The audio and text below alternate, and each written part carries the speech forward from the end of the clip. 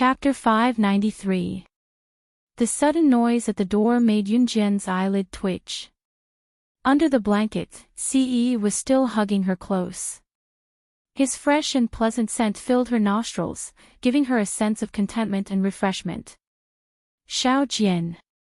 Qin Yiru, who was outside the house, turned the doorknob. She panicked when she saw that the door was locked from the inside. Especially when Xiao Yunju told her that he had seen a shadow running into his sister's room when he went to the toilet to pee. The child was innocent and would never lie, so Qin Yiru was terrified. Her villa was not in the bustling city center. What if there was a thief here? Especially when her daughter was still a virgin. Qin Yiru knew that Yunjian was skilled in martial arts and that she was training in the military with good Junjian, so she must be quite capable. However, mothers were always worried about their children. Qin Yiru was no exception. Xiao Zhu, go back to sleep first. Mommy Qin will look for the key to unlock the door. Qin Yiru thought that something had happened when she failed to wake Yunjian up. She quickly carried Xiao Yunju back to the room and went to Dong Ruan's room to search for all the keys to the villa.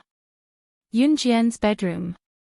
Hearing Qin Yiru's footsteps running out, she blushed. Qin Yiru had gone to look for the key, which meant that the door would be unlocked later even if she stayed in bed without making a sound. Get up now. Yunjian sat up and pushed Ce hard. In spite of it, Ce refused to let go of her like he was made of steel. No, he uttered slowly with his chin pressed against Yunjian's head. Ce had rushed back to An Hun Group in a hurry and had Adam send him back to Longmen City with a helicopter in the middle of the night. A permit was required to fly a helicopter in the country, but Adam and Immerse had already taken care of it. Once he was back in Longmen City, Ce went home to look for Yunjian. An Hun Group had connections in Longmen City as well. A simple check would reveal that Yunjian and Qin Yiru had returned to Longmen City from Xinjiang town. Leave now. If my mom sees us, we won't be able to clear our names even if we jump into the Yellow River. Yunjian sat up straight while Ce pressed against her. She nudged Ce, but Ce was unmoved. Isn't that perfect? Ce arched a brow, looking devilishly charming under the moonlight. But to Yunjian's eyes was looking like he was asking for a beating. You're not leaving. Our relationship ends here then, Yunjian threatened softly with a twitch of her lips, but it was obvious that she was not serious. End here. Xiao Jian, you're mine for the rest of your life. Do you still want to escape from me? Ce hooked Yunjian onto the bed and pounced on her. Qin Yiru's footsteps came from the door. It was obvious that she had found the key to the room. Ce was pouncing on Yunjian on the bed like he was on top of her. Yunjian's eyes widened as she raised her leg to kick Ce, only to be held down by his thigh. Xiao Jian, if you move again, I'll make you mine completely right now, Ce said softly, his breathing heavier. Ce and Yunjian's movements were soft, so Qin Yiru, who was outside the door, could not hear them at all. Qin Yiru had already inserted the key into the lock in a panic. Chapter 594. Qin Yiru opened the door and walked into the house, sensing an unusual aura. She frowned suspiciously, but it was pitch black inside the house. The light from the corridor shone into the house, but it was only a small ray of light. Xiao Jian. Qin Yiru walked over with a frown to switch on the lights. The pure white light illuminated the entire house. Qin Yiru went to the bed and saw Yunjian was sleeping soundly on the bed. Other than that, there was nothing out of the ordinary. That was impossible. Was Xiao Yunju really mistaken? Qin Yiru did not wake Yunjian up. Yunjian's heavy breaths were obvious that she was fast asleep. Only someone who was exhausted during the day would breathe so heavily, so Qin Yiru did not want to wake her up. Qin Yiruk stepped back quietly when she saw that Yunjian was fast asleep. Worried that there was really a thief in the house, she searched the cupboards and other places in the house. Looks like I've been overthinking. Xiao Zhu can be mistaken too. He's still a kid after all, Qin Yiruk mumbled to herself softly. She then went to the door to switch off the light switch in the house. Qin Yiruk turned to look again and suddenly realized that the window beside Yunjian's bed was still open. The curtains fluttered slightly in the chilly winter night breeze. This kid. He even forgot to close the window when he was sleeping. Qin Yiruk was satisfied yet helpless. Shaking her head lightly, she stopped turning off the light switch and went to the window. Qin Yiruk did not know that a pair of fair, slender, and well-defined hands were hanging on the wall outside the window. If there was someone outside the mansion and it was broad daylight, that person would be able to see Ci's 1.85 meters tall frame hanging on the wall with one hand hanging there easily. If there was someone else, they would probably be screaming in fright. Adam and Mo Sen would probably be screaming if they saw it. How dare our young master do such a perverted thing for a woman? Qin Yiruk felt that the atmosphere was a little strange. She stuck her head out of the window and peered down. When she did not see anyone, she finally closed the door and windows in relief before switching off the light switch in Yunjian's room and locking it after closing the door. She locked it this time because Qin Yiruk was afraid that if there was really a thief, the thief would enter Xiao Jian's bedroom directly from outside the house. What she did not know was that her locking of the door had increased the thief's theft. It was only when Qin Yiruk closed the door that Yunjian woke up from her pretending to be asleep. She realized that Qin Yiruk had gone to close the window while Ce was hiding outside. She thought about it and got up to find a pair of slippers under the bed to go to the window. Just as she was about to open the window, she remembered that Ce had refused to leave and hugged her tightly. Just when she thought that Qin Yiruk was going to find out, he had blinked out of the window. Thinking about it, Yunjian decided not to let Ce into her room. However, considering that he would catch a cold outside, she could not help shouting out the window worriedly, "Go back to your room, quick. See you tomorrow." With that, Yunjian crawled to her bed in the dark under the moonlight. Just as she did so, she felt the cold wind blowing in from the window behind her. A large and slender figure hugged her instantly. Familiar and alluring words came from behind her. "Xiao Jian, do you think I can't come in just because you locked the window?" Chapter 595. It was just a locked window. It was nothing to Ce. Being hugged by Ce out of the blue and pressed down on the bed, her cheeks flushed crimson. "Did we do anything just now? Get up, I'm going to sleep." Yunjian pretended that she did not understand anything, but she was already blushing uncontrollably. She blushed like a child who had tasted the forbidden fruit. Yunjian pushed Ce away. Ce did not make things difficult for her this time. Suppressing his desire, he turned over and held Yunjian's hand, facing her sideways. He kept his eyes on Yunjian. "Okay, go to sleep." Ce's gentle voice was like the spring breeze in summer, intoxicating and irresistible. This time, Yunjian really closed her eyes. Perhaps it was because she had not been sleeping soundly recently after wiping out the Inferno ring, or perhaps it was because too many things had happened recently. Yunjian fell into a deep slumber peacefully under Ce's gaze. While she was fast asleep, Yunjian could still feel Ce's firm embrace. His embrace was so warm that it gave her a feeling of being enveloped in fresh air, making her feel extremely relaxed. "Xiao Jian." Yunjian could still hear his gentle voice calling her nickname in her dreams. After Yunjian fell asleep, Ce did not. Extending his long bony fingers, he only touched Yunjian's forehead gently after making sure that she was sound asleep. He slid his hand from Yunjian's forehead down to Yunjian's neck and collarbone. Then, his hand moved up from Yunjian's collarbone to the left side and finally cupped Yunjian's head. His large frame leaned in and finally, he caught Yunjian's luscious red lips. His magnetic lips gently brushed against Yunjian's beautiful lips. I really want to rub you into my body so that you won't leave me for the rest of your life. Ciyi's slender fingers gently ran through Yunjian's hair.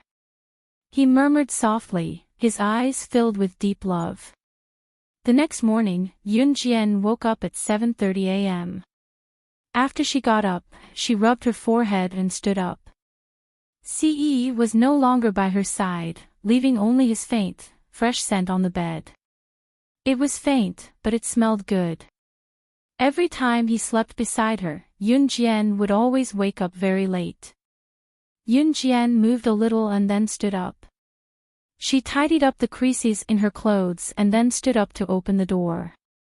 Usually, Yunjian woke up at 6:00 at the latest. She usually woke up at 4 o'clock, went out for a morning run around 5:00, and came back around 6 o'clock. 7:30 a.m. was already very late for Yunjian. Just as Yunjian came downstairs, she saw a towel hanging on her brother Yunyi's shoulder. It was obvious that he had just come back from working out. Although it was winter, Yunyi was so hot that he was only wearing a t-shirt that exposed his muscular arms.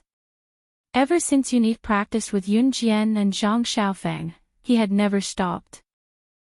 Xiao Jian, call me when you're leaving later, Yunyi said and went up the stairs, wiping his sweat. Yunjian answered. Yunyi was, of course, referring to Qing Yu's New Year visit. It was then that Xiao Yunju's voice came from the door. "Ce Gij, there are so many lollipops and snacks. Are they all for Xiao Zhu?" Chapter 596. Ce and Xiao Yunju walked into the house with a few people following behind them. These people were obviously movers, and at this moment, they were moving box after box of packaged snacks from outside into the house. Yunjian was familiar with the last person to walk in. Wasn't this the owner of the store in Xinjiang town? Yunjian immediately recalled the scene on New Year's Day when Ce bought everything in the store in Xinjiang town in front of everyone. He had emptied the store of all the items. At that time, Ce had handed a bank card to the owner and asked him to pack up everything in the store and send it home. He would then return the bank card to him.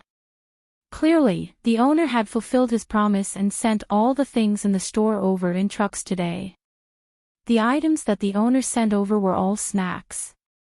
Some daily necessities and other miscellaneous items in the store were not sent over. The owner walked into the house and checked the items. Then, under Xiao Yunju's expectant gaze, he returned the bank card to Ce and said to Ce, "I've already spent the money. I won't charge you even if you pay me 10 times the price. I only want the retail price. I, Old Wang, am upright and honest. I've always been magnanimous. I don't want more money from you. Also, I don't think you guys need the other things in the store, so I didn't pack them all up. These snacks should be enough to last you for a while." The owner explained. Actually, when Ce said that he wanted to buy everything in the store for 10 times the price, the owner was very shocked. However, the owner was never someone who liked to take advantage of others.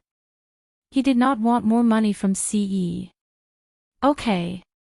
Ce admired the owner's integrity. He did not poke at the owner's integrity and took back the bank card. After the owner sent the piles of snacks over, he did not stay for long and left after saying goodbye. When the shop owner left, he took away the movers who came to move the things. Once the owner left, Xiao Yunju shouted happily, "Oh! Yay yay yay, so many lollipops, so many potato chips, brother Ce is the best." Xiao Yunju shook Ce's hand and rushed to the snacks. "You can't eat too much snacks, they're not nutritious. Xiao Zhu, you can only eat 3 things a day. You can't skip the main course just because you have snacks. Yunjian couldn't help but remind him. Okay. Yunju hugged the 3 packets of chips in his arms obediently and nodded, shaking them up and down. In fact, Xiao Yunju was very obedient. It's time for breakfast. Wash your hands. Breakfast is ready. Qin Yiru walked out of the kitchen while rubbing her hands. However, as soon as she walked out, Qin Yiru was surprised by the boxes of snacks in front of her. Ah! So many snacks. Who bought them? Qin Yiru was shocked. Mama Qin, Ce Gij bought them for me. Xiao Yunju had already opened a bag of chips and was chewing on them noisily. You're spending money again. Look at these snacks, Xiao Zhu can't finish them all. Qin Yiru smiled awkwardly. Qin Yiru did not know that Ce had bought everything in Xinjiang town, nor did she know about the relationship between Ce and Yunjian, which was why she felt awkward. After all, Xiao Yunju was part of her family and Ce had done so much for him. Chapter 597. Qin Yiru was dumbfounded when Gu Junjian arrived. That was odd. Why was it that Officer Gu did not have much to do in the military? Why did he keep coming to her house? In spite of it, Qin Yiru kept a smile on her face. Since he was a guest, she could not chase him away. We haven't started yet. Come over quickly, Officer Gu. Yunjian waved with squinted eyes. Gu Junjian knew that Yunjian was creating an opportunity for him right away, so he went over quickly and said politely, "Then I'll have to trouble you." Qin Yiru, who had yet to make a decision, was speechless. It was only when Qin Yiru snapped out of it that she ran to the kitchen to get another set of cutlery for Gu Junjian. Then, the group buried themselves in the food. Yunjian and her family were basically silent during the meal. After breakfast, Yunjian and Yuni were ready to depart to Qin Yu's house to give their New Year's greetings. Jijia, I want to go to Qin Yu Jijia's house to play too, Xiao Yunju said with a grin as he rubbed his tummy playfully and burped. Xiao Jian, if there's nothing else, it's good to bring Xiao Zhu out for a walk. Otherwise, he'll be bored staying at home all day, Qin Yiru chimed in. Okay. Yunjian nodded. She was going to Qin Yu's house to give her New Year's greetings as well as to have fun. Since she had nothing to do, she could bring Xiao Yunju with her and take him out for a stroll and sightsee. It was because Qin Yu's house was quite far from Longmen City. They had to cross provinces to reach it from the province's Longmen City. Jijia's the best. Xiao Yunju glanced at Yunjian with a grin, his face bobbing up and down in delight. If Xiao Zhu goes, I'll go too, Ce interjected. Her words were irrefutable. Before Yunjian could say anything, Xiao Yunju, who had been bought over by Ce, laughed and clapped. Brother Ce is going too. That's great. Awesome. Yunjian was speechless, but she smiled knowingly. Qin Yiru cleaned up the bowls and chopsticks, and Gu Junjian helped to clean up and carry them to the kitchen. In the end, Qin Yiru reminded Yunjian good-naturedly, Xiao Jian, be careful when you guys go out. There are a lot of bad guys out there, don't get fooled. Xiao Yi, you guys are the oldest here, take good care of Xiao Jian and Xiao Zhu. Auntie, don't worry. I'll take good care of Xiao Jian and Xiao Zhu. Ce turned to Qin Yiru with a glimmer in his eyes. Ce paused when he said Xiao Jian. The meaning of take care was different. Qin Yiru, on the other hand, did not realize anything. I'm relieved with A's promise. Qin Yiru smiled. By the time the bowls and chopsticks were cleared, Yunjian and her friends had already left. Xiao Yunju even carried a small backpack, saying that they should not forget to do the homework assigned by the school teachers every day even when they were traveling. After Yunjian and her friends left the house, Chinyiru filled a basin with water and started mopping the floor. When she saw that Gu Junjian was still there, she suddenly remembered that Xiao Zhu had left as well. Was it not just her and Gu Junjian left under the roof? Just as she thought about it, Chinyiru accidentally knocked the mop into the basin. With a splash, the water in the basin splashed out. Ah! Chinyiru yelped in fright and slipped, stepping on the water that had spilled out of the basin, causing her to fall backward. Watch out! Gu Junjian dashed over from a dozen meters away. He was in his 40s but his physique was still strong. Chapter 598. Ouch! Chinyiru fell hard on the ground. She had already closed her eyes, waiting for the intense pain when her heavy body landed on the ground. But who would have thought that the moment she landed on the ground, she did not feel any pain at all. It was as if she had fallen on a meat cushion. Meat cushion. Where did this meat cushion come from? Gu Junjian let out a heavy groan from her back. Chinyiru quickly stood up. Just as she turned around, she saw that Gu Junjian had fallen on the ground and used himself as a meat cushion for her.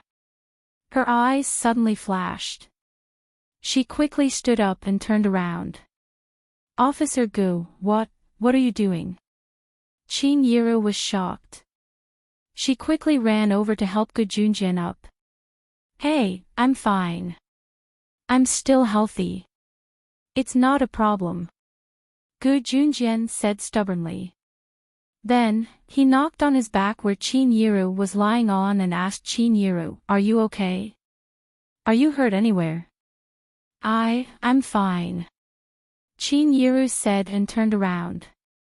If Gu Junjian looked carefully, he could even see that Chinyiru's eyes were filled with tears.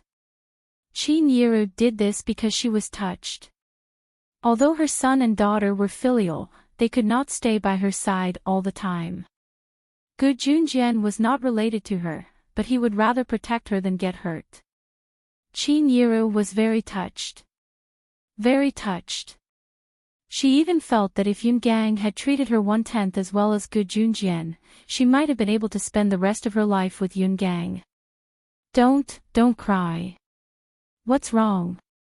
Gu Junjian naturally realized that Chinyiru was carrying him. Her tears fell down. He was so shocked that his face froze. He was at a loss. No, it's nothing. Officer Gu, I suddenly thought of my ex-husband. If my ex-husband could be even 1/10 as good as you, I would be willing to spend the rest of my life with him. Chinyiru's eyes were brimming with tears. Am I that good? I'm not as good as you say. If I were that good, my ex-wife wouldn't have divorced me. Gu Junjian was shocked. Then, he felt a little sad after hearing what Chinyiru said. Officer Gu, don't talk about yourself like that. In the eyes of us women, you are the best husband. Your ex-wife didn't have foresight. Otherwise, how could she leave you, who is so outstanding? If it were me, I wouldn't leave you even if you beat me to death. Since they had talked about it, Chinyiru opened her heart and began to talk freely. Then, why don't we get married?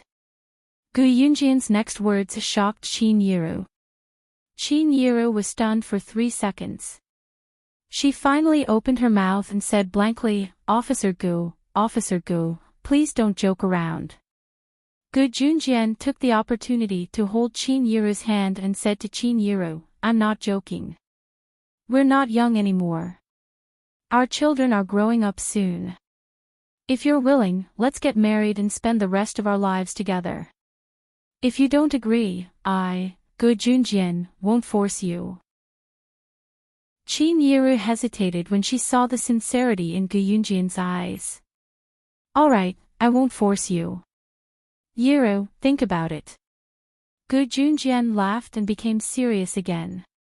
But I'm serious about this. We've been through this before, even though we haven't known each other for long. I'll wait for your answer. As he spoke, Gu Junjian helped Qin Yiru clean up the water stains on the floor. After he tidied up everything, he bade her farewell and left. Qin Yiru, on the other hand, fell into a deep silence. Honestly, it was not that she did not have feelings for Gu Junjian. Although she and Gu Junjian had not known each other for long, the chemistry between them was unusually good when they chatted with each other. Some people did not need to know each other well, but they were born as if they were old friends who had known each other for decades. Chapter 599. Now that Gu Junjian had divorced his ex-wife and she was divorced from Yun Gang, there was no way she would reconcile with Yun Gang again. Now that there was such a great opportunity before her, of course, she would not miss it. Qin Yiru was someone who had lived half her life and could read people's minds. To Yun Gang and the others, she might be a good tool to earn money, but to Gu Junjian, who was in a high position, he would not gain anything from her. It was apparent that Gu Junjian truly had such intentions. Qin Yiru did not think that she was the kind of person who would cling to power. She did not care how high Gu Junjian's position was. She really thought that she could get along well with Gu Junjian. Now that Xiao Jian and Xiao Yi were grown up, their children would have to leave sooner or later. Qin Yiru thought that if she were to find a partner in the future, she would have to find someone who was compatible with Gu Junjian. She could not marry someone she was dissatisfied with. It was undeniable that Qin Yiru wanted to agree to Gu Junjian's suggestion right away. After all, it was not like she had no feelings for Gu Junjian. However, Qin Yiru was afraid that if she agreed, what if Xiao Jian and Xiao Yi did not agree to it? Therefore, Qin Yiru thought that she would ask for Yun Jian and Yun Yi's opinion when they came back. On the other hand, Yun Jian, Yun Yi, Ce, and Xiao Yunzhu had already stepped out of the house. At the same time, F Province's military training camp. Chief Yuan was Gu Junjian and Ai Guishuan's commanding officer. He was also F Province's commanding officer, so his position was the same as Zhe Province's commanding officers.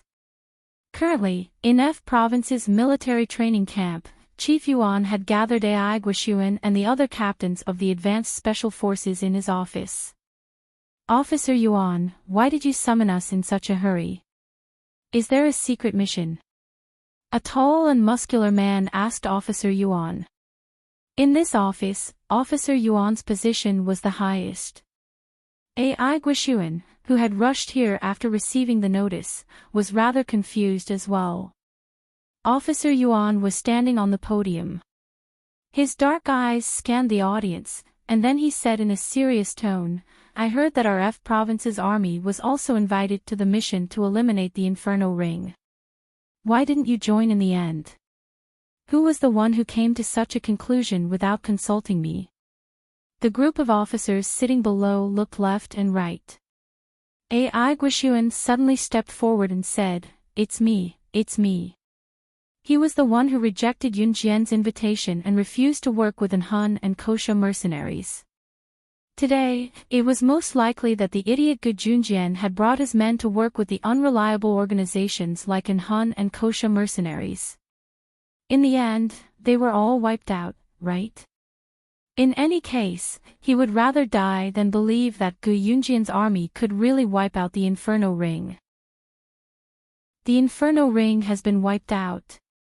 There were 3 batches of men who wiped out the Inferno Ring, Han and Kosha mercenaries. These 2 organizations were powerful, so the people in the underworld had nothing to say. But there was another group that I didn't expect. They were the 10 teams of advanced special forces led by Zhe Province's Gu Junjian. Right now, Zhe Province's army is famous even internationally, let alone in Z Nation. I heard that our army was invited as well, but you refused to join. Ai Guishuan, oh, Ai Guishuan, how dare you decide on such an important matter without informing me? Chief Yuan pointed at Ai Guishuan and scolded him. Chapter 600. How is it impossible? Chief Yuan yelled and grabbed a handful of newspapers in front of him, smashing it on Ai Guishuan's face. Take a good look. Take a good look. Who doesn't know that Inferno Ring has been annihilated? This has caused a huge uproar internationally. Chief Yuan raised his voice. With that, Gu Yunjian's military gained a great reputation. Even the key international military forces were throwing a football at Gu Yunjian's 10 ASF squads. Even if Gu Yunjian's 10 ASF squads were not that powerful, they had participated in the annihilation of Inferno Ring. With such a thing in place, his future was bound to be limitless. This was what Chief Yuan resented. Ai Guishuan had rejected Yunjian's invitation for such an important matter. If it were not for Officer Bao who reported it to him, he would probably still be in the dark. Ai Guishuan quickly picked up the newspaper and skimmed through it. His attention was drawn to the bright red words at the top of the page, shocking. The internationally renowned assassin organization, Inferno Ring, was annihilated by 3 different forces.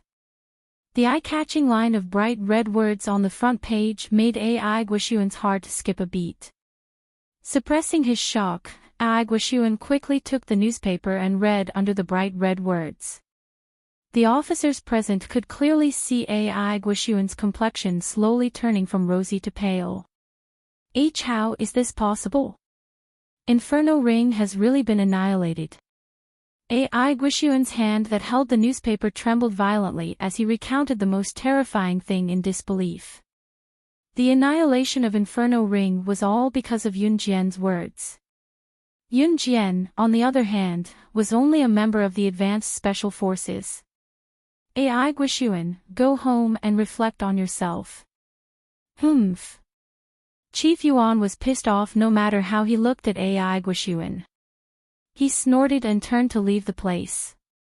The officers around them avoided Ai Guishuan like he was the plague when they saw Chief Yuan scolding Ai Guishuan. Judging from Ai Guishuan's reaction, it was not hard to imagine how the 7 members of Battling Dragons would react when they found out. Yun Jian, she was close to their age, but what was the truth? Her ability was something that none of them could compare to even if they were to combine their abilities together.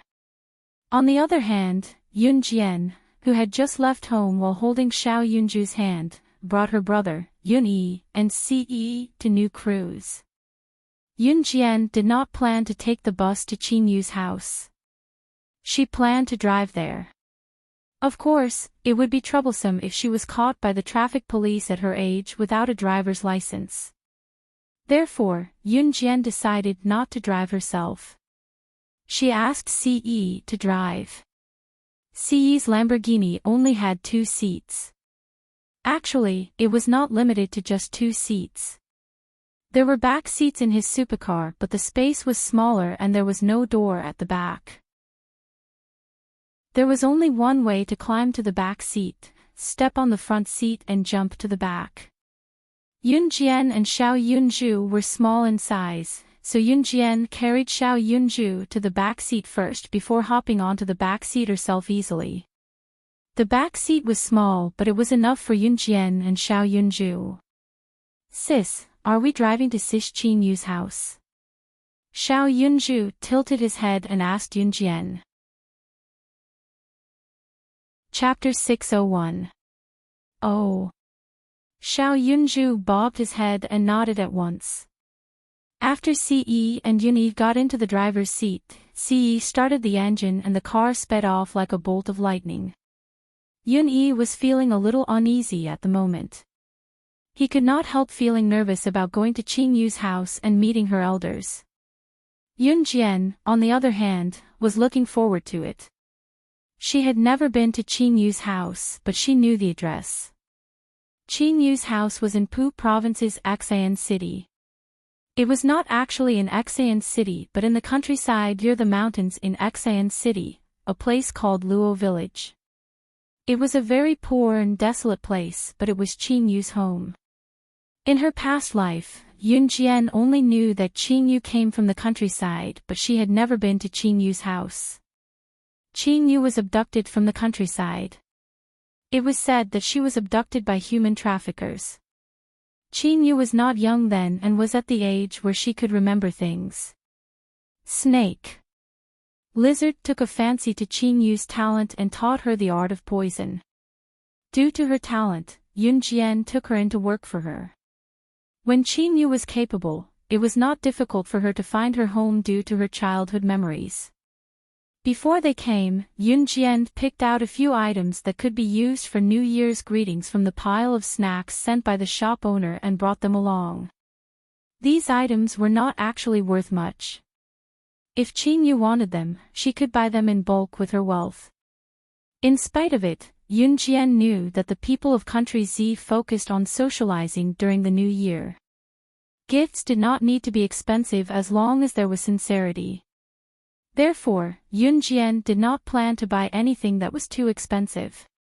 The car took the highway from Longmen City and drove for 7 to 8 hours before they arrived at Exayan City. It was a long journey and it took a lot of time to travel from Exayan City to Luo Village. It was only when they arrived at Luo Village's entrance that Yunjian shook Xiao Yunju awake. "Jiejie, have we arrived?" Xiao Yunju rubbed his round eyes that had just woken up and asked. "Yes." Yunjian nodded and replied. Since she did not know how to get to Qingyu's house, Yunjian asked for the house number first. As for Siyi's Lamborghini, it was parked at the entrance of Luo Village. Luo Village was not rich. The roads in Luo Village had not been paved yet. Not to mention cement roads, there were potholes everywhere. It was not suitable for driving at all. "I don't know where her house is." "Let's follow the house number," Yunjian said as she picked up a box of instant noodles. In this day and age, there were only a few kinds of New Year's gifts, a box of drinks or a box of instant noodles. Rich people would give pecans, and even richer people would give toraya. Yunjian's petite body had just picked up the box of instant noodles when a pair of fair, bony hands stopped her and directly took the box of instant noodles from Yunjian's arms with one hand. "I'll do it." Siyi's pleasant voice rang out. He then carried the box of instant noodles with one hand and grabbed Xiao Yunju, who had just woken up, with the other, heading to Luo Village without a word. Yunjian smirked. Seeing that her brother Yun-Yi was also heading to Luo Village with a box of Wangzai milk, she quickly followed. Yunjian did not know the exact location of Qingyu's house. She only found it after asking a few passers-by. It was already 5:00. The sun was setting in the west and dusk was approaching. When they found Qingyu's house, she was squatting in front of a rundown house, sitting on a stool by the door and washing clothes with her delicate hands. She knew how to enjoy life. She was rich, but she came to a place like this to work hard. Yunjian narrowed her eyes. She stood between two tall silhouettes and was about to lead Yun-Yi and Si there. A group of young boys and girls suddenly walked out of Qingyu's house. In the middle of the group stood a young girl who looked 90% similar to Qingyu. Chapter 602. As soon as the girl who resembled Qingyu finished speaking, the group of young men and women around them burst into laughter. Qingyu, who was washing clothes at the front yard, was unmoved. The girl was none other than Qingyu's biological sister from the same father and mother, Lu Qi. Qingyu's original name was Lu Axayan before she was abducted. Qingyu was only her code name. When Yunjian saw Qingyu, she was still washing a big basin of clothes at the front yard. The basin was filled with clothes and there was a washboard beside it. Qingyu was currently washing a piece of clothing. All four of them could hear Lu Qi's voice. With a frown, Yunjian led the trio over to her side in quick strides. "Get her out. Get out of our house. Get out of our house. It's all her fault that Mom died." It's all her fault. If she wasn't playful back then, she wouldn't have been abducted. Mom wouldn't have died. Yun Jian and the rest were already at the front door when furious curses came from the house. Then, a young man of about 18 or 19 ran out of the house. There was an old man in his 50s or 60s following behind him. The old man dragged the young man who had just cursed out sorrowfully, limping out while tugging on the young man's sleeve. Yun Jian's eyes glinted. She did not know much about Qin Yu's family. Qin Yu had only found her home in the recent 2 years. After she found her home, Qin Yu would return home during every festival, but she would return to the Kosha mercenaries soon. Yun Jian did not know much about her, and it was her first time at Qin Yu's house, so she was surprised to see this. Dad! Your leg hasn't recovered yet. How can you walk? Qin Yu saw the old man tugging on the young man's sleeve as he ran out. She stood up and went to the old man without a word. The old man was none other than Qin Yu's biological father, Lu Tai. He was an authentic farmer. Luo village had no other source of income. Most of the villagers here relied on nature for a living. They would farm and plow the land. After the harvest, they would sell it for money. Scram, I don't need your hypocrisy. The young man suddenly pushed Qin Yu away and scolded her. Qin Yu was pushed hard. She was used to her steady gait and did not fall to the ground, but her heart felt like it was being pricked by needles. My Xiao Axian. Qin Yu's biological father, Lu Tai, wiped away his tears and walked to Qin Yu. Brother, I'll call uncle over to judge. This kind of person still dares to stay in our house. Humph. Lu Qi spat at Qin Yu and said to the young man. Then, she gathered her friends and ran out to look for them. The young man who had cursed earlier was Qin Yu's biological brother, Lu Ziyun. Qin Yu had 3 children. Lu Ziyun was the elder brother, Lu Qi was the elder sister, and Lu Axian was Qin Yu's real name. Lu Tai was Qin Yu's biological father while Qin Yu's biological mother was no longer alive. Qin Yu was disobedient when she was young. She insisted on going out to play because she was about 7 to 9 years old then. She wanted to play hide and seek with her mother but was abducted. Qin Yu's mother saw Qin Yu being abducted into a van. By the time she chased after them, the van had already driven away. Since then, Qin Yu's mother had lost her appetite for food and became haggard. As a mother, Qin Yu's mother and Lu Tai had never given up on searching for their lost daughter. Chapter 603. After Qin Yu went missing, her parents had spent almost all of their fortune to find her. They were poor, but Lu Tai and his wife, who was Qin Yu's mother, had never given up on searching for their missing daughter. Those who had not experienced it would never be able to understand. Seeing a living person disappear forever in his own world, knowing that she was still alive, but there was no one to respond to his cries. The feeling was even worse than knowing that she was dead. Especially if you were captured by human traffickers. You would never know where you would be taken and what you would be done after being captured by human traffickers. Children from Luo village were often abducted. Some might even be taken into the car and driven away. Some of the children who were taken away would have their limbs chopped off, or even their eyes gouged out, making them half-crippled. Then, the traffickers would put the crippled children in a lively market and make up a series of stories, so that passers-by would take pity on the crippled children and give them money to them. The children would grow up gradually. Many of the elderly and children begging in the market could not speak and were controlled by the human traffickers.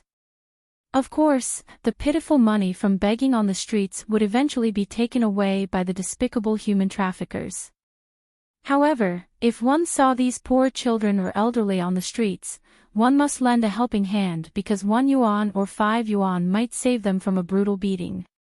This kind of thing happened frequently even in modern times, let alone in 1998 and 1999. What was different was that Qingyu was abducted directly to the organization. She was lucky enough to survive and was chosen by Snake Lizard instead. She survived due to her talent. Of course, there were only a handful of people who were as lucky as Qingyu.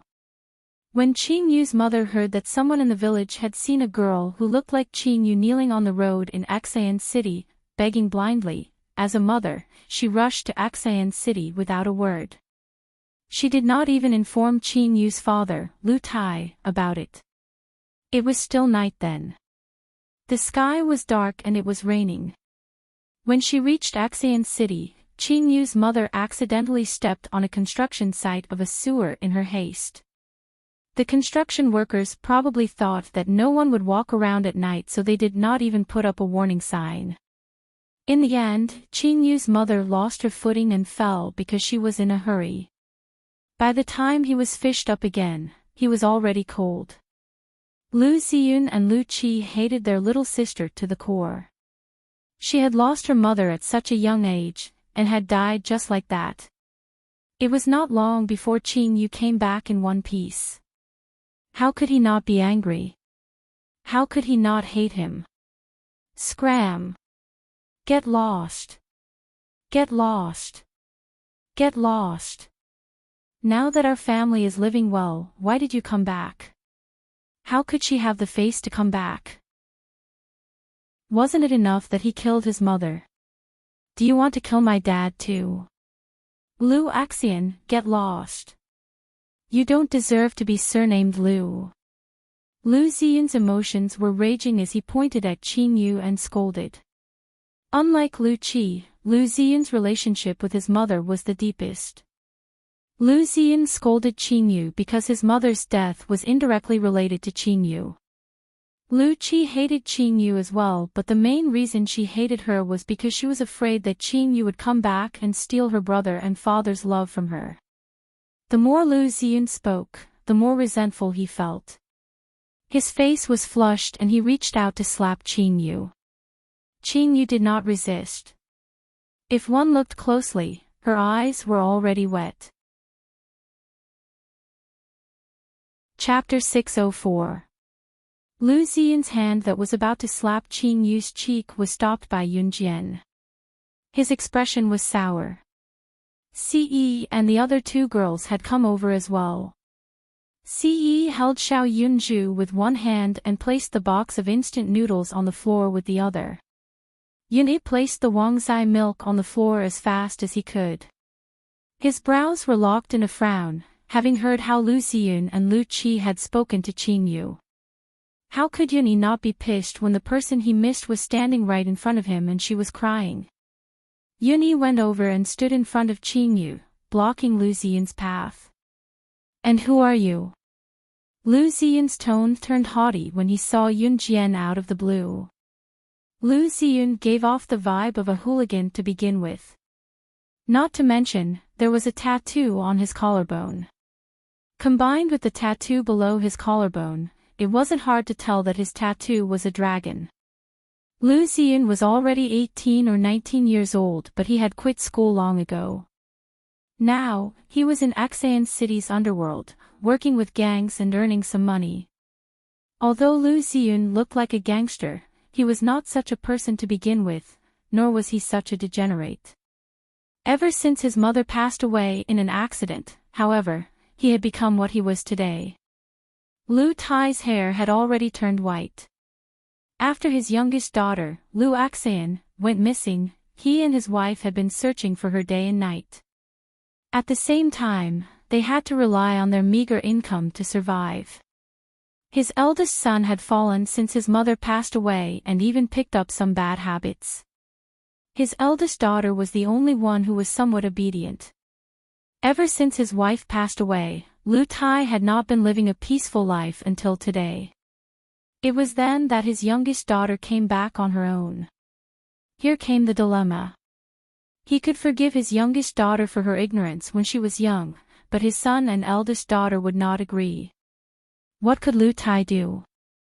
As the child's parent, he was the most troubled. Sister Jian. Qingyu could no longer hold back the tears in her eyes when she saw Yunjian and Yunyi, who suddenly appeared in front of her to shield her. Even Qingyu, a high-ranking member of the Kosha mercenaries, who could still stand calmly in front of Yunjian and call them impudent when facing the group of old men from the Kosha mercenaries earlier, could not resist the friction of kinship. "Don't cry, we're here."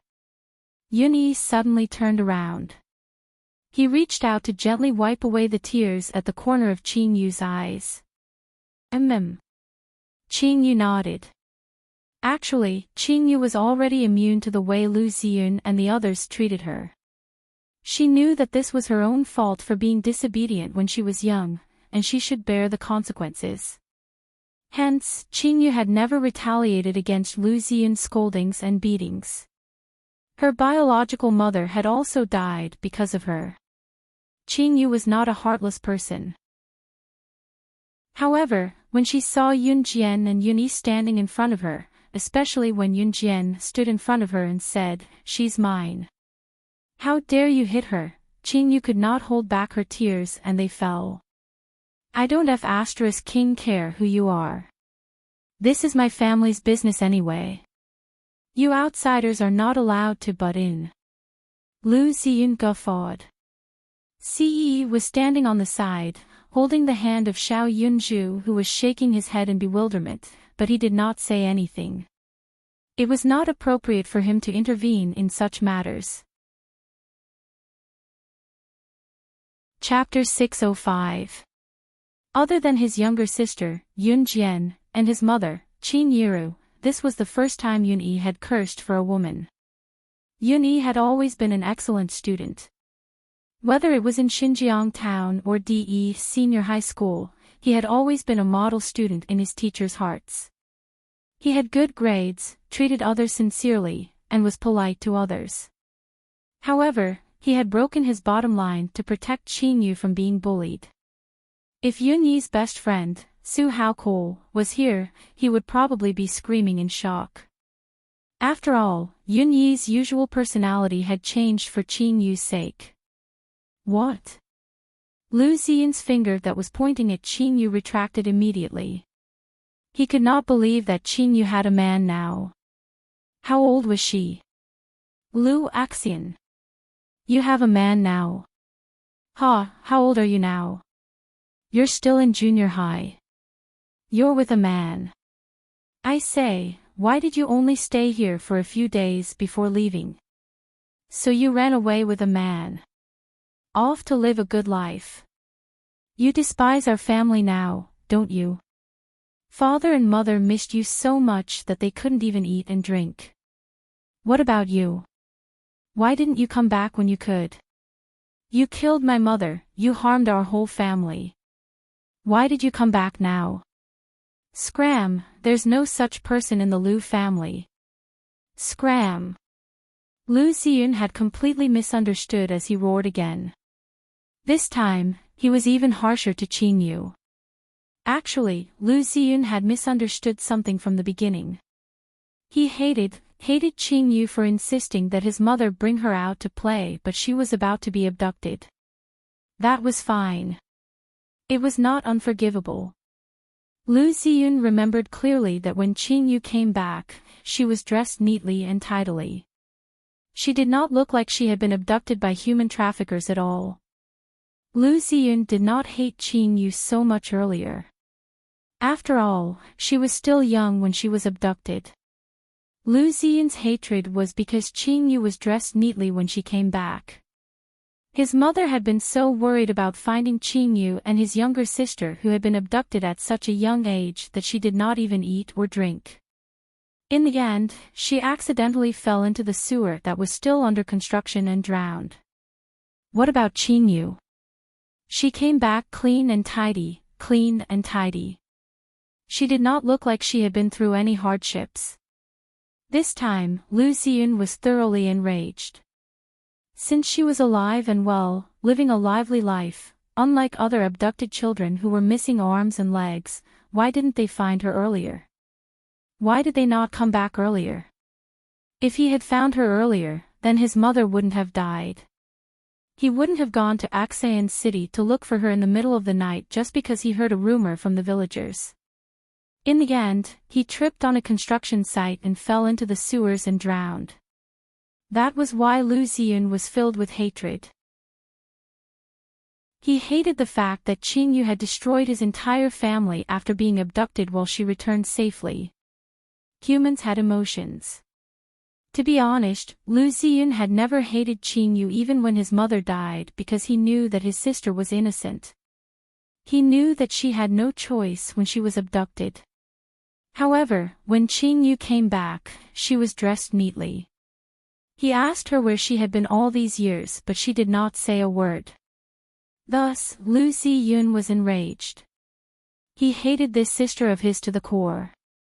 Just by looking at Qingyu's attire, Lu Ziyun naturally thought that she had been enjoying herself all these years or that she had been adopted by a rich family. In short, he thought that she had never suffered.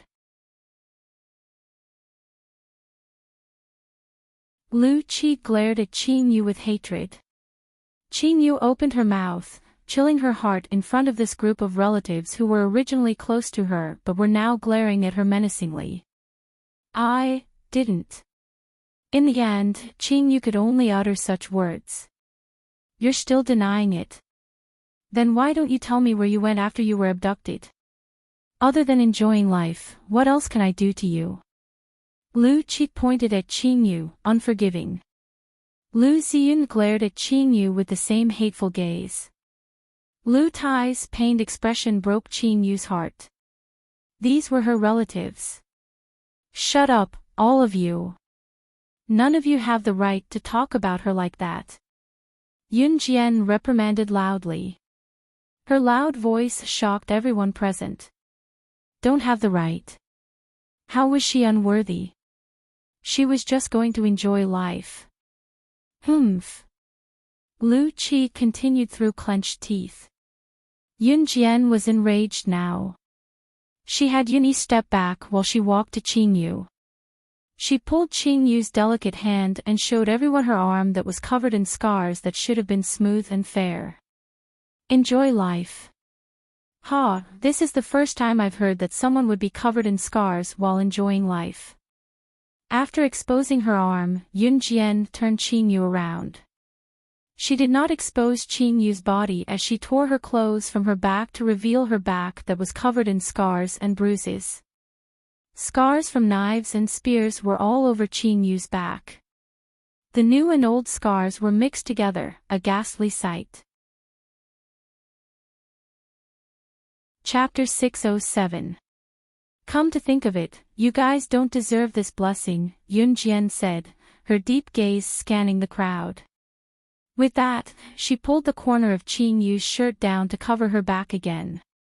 Yun Jian did not want to do anything but she could not bear to watch Lu Ziyun and the others misunderstand Qingyu and watch her suffer but unable to voice out her pain. Did she not know what was on Qingyu's mind? Of course, Qingyu dared not say it out loud. Was she going to say that she took so long to come back because she only had the capability now? Was it because she dared not come back? Qingyu had some influence and status in the world. Of course, the stronger one was in this world, the more enemies they had.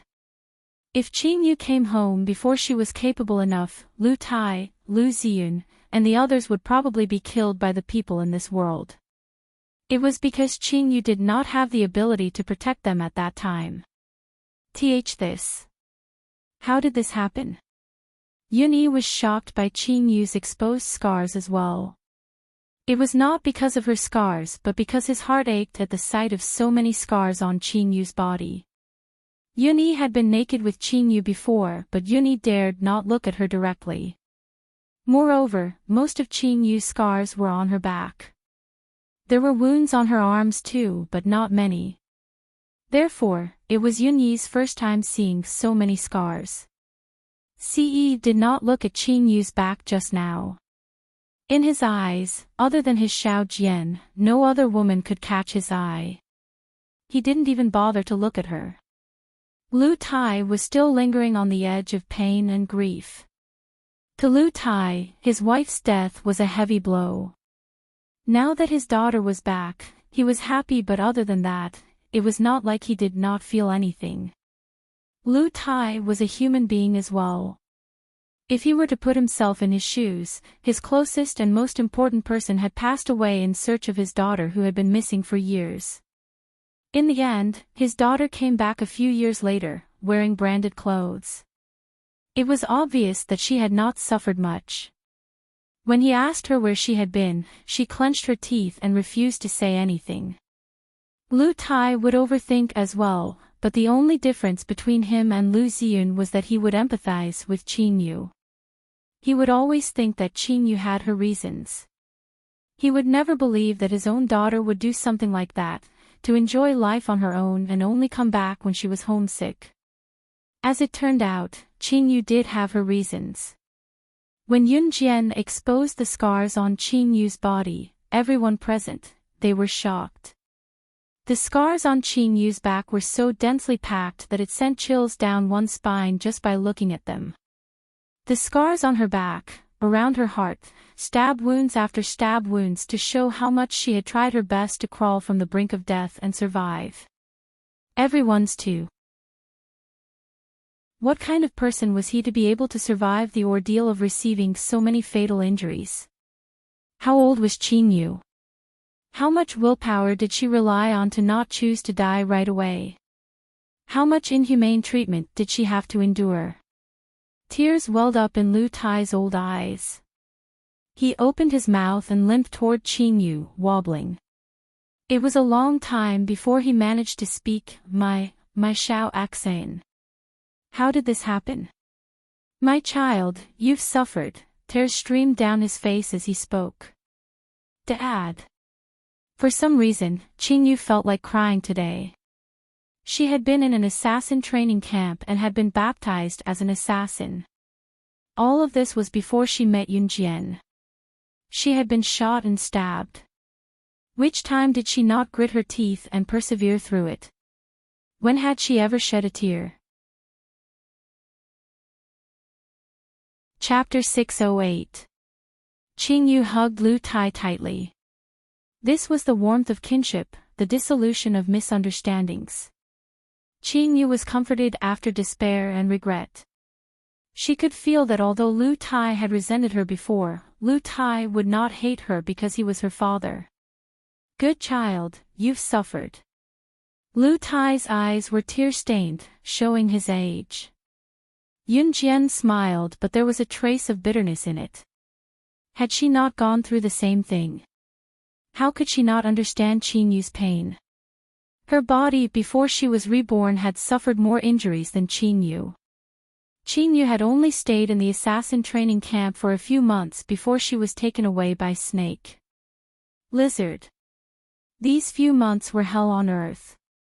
Yun Jian, on the other hand, had survived for 6 to 7 years in the assassin training camp with her own abilities. It was only when she was 12 that she officially debuted as Slaying God. Before that, the assassin training that she had gone through was unimaginable to a normal person. The winner was king while the loser was a bandit.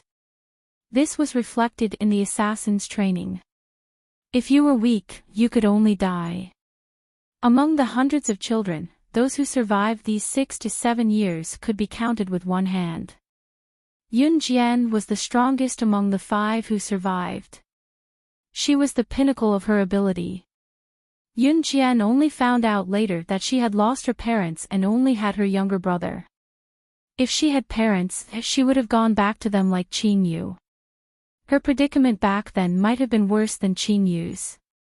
However, when Yun Jian in her past life returned home, her parents had already passed away, leaving only her younger brother, Yun Zhu. As Yun Jian pondered, Yun Yi stood aside with clenched fists. He swore that he would never let Qin Yu suffer again. He had to become stronger and protect her. However, Lu Ziyun, Lu Qi, the group of young men and women that Lu Qi had brought along, including the relatives that Lu Qi had called over, were all rooted to the spot in shock when they saw Qin Yu's scar. They didn't make a sound, didn't speak because they were stunned.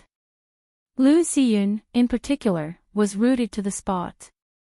Lu Ziyun hated Qingyu, but it was not because she had been abducted by human traffickers when she was young.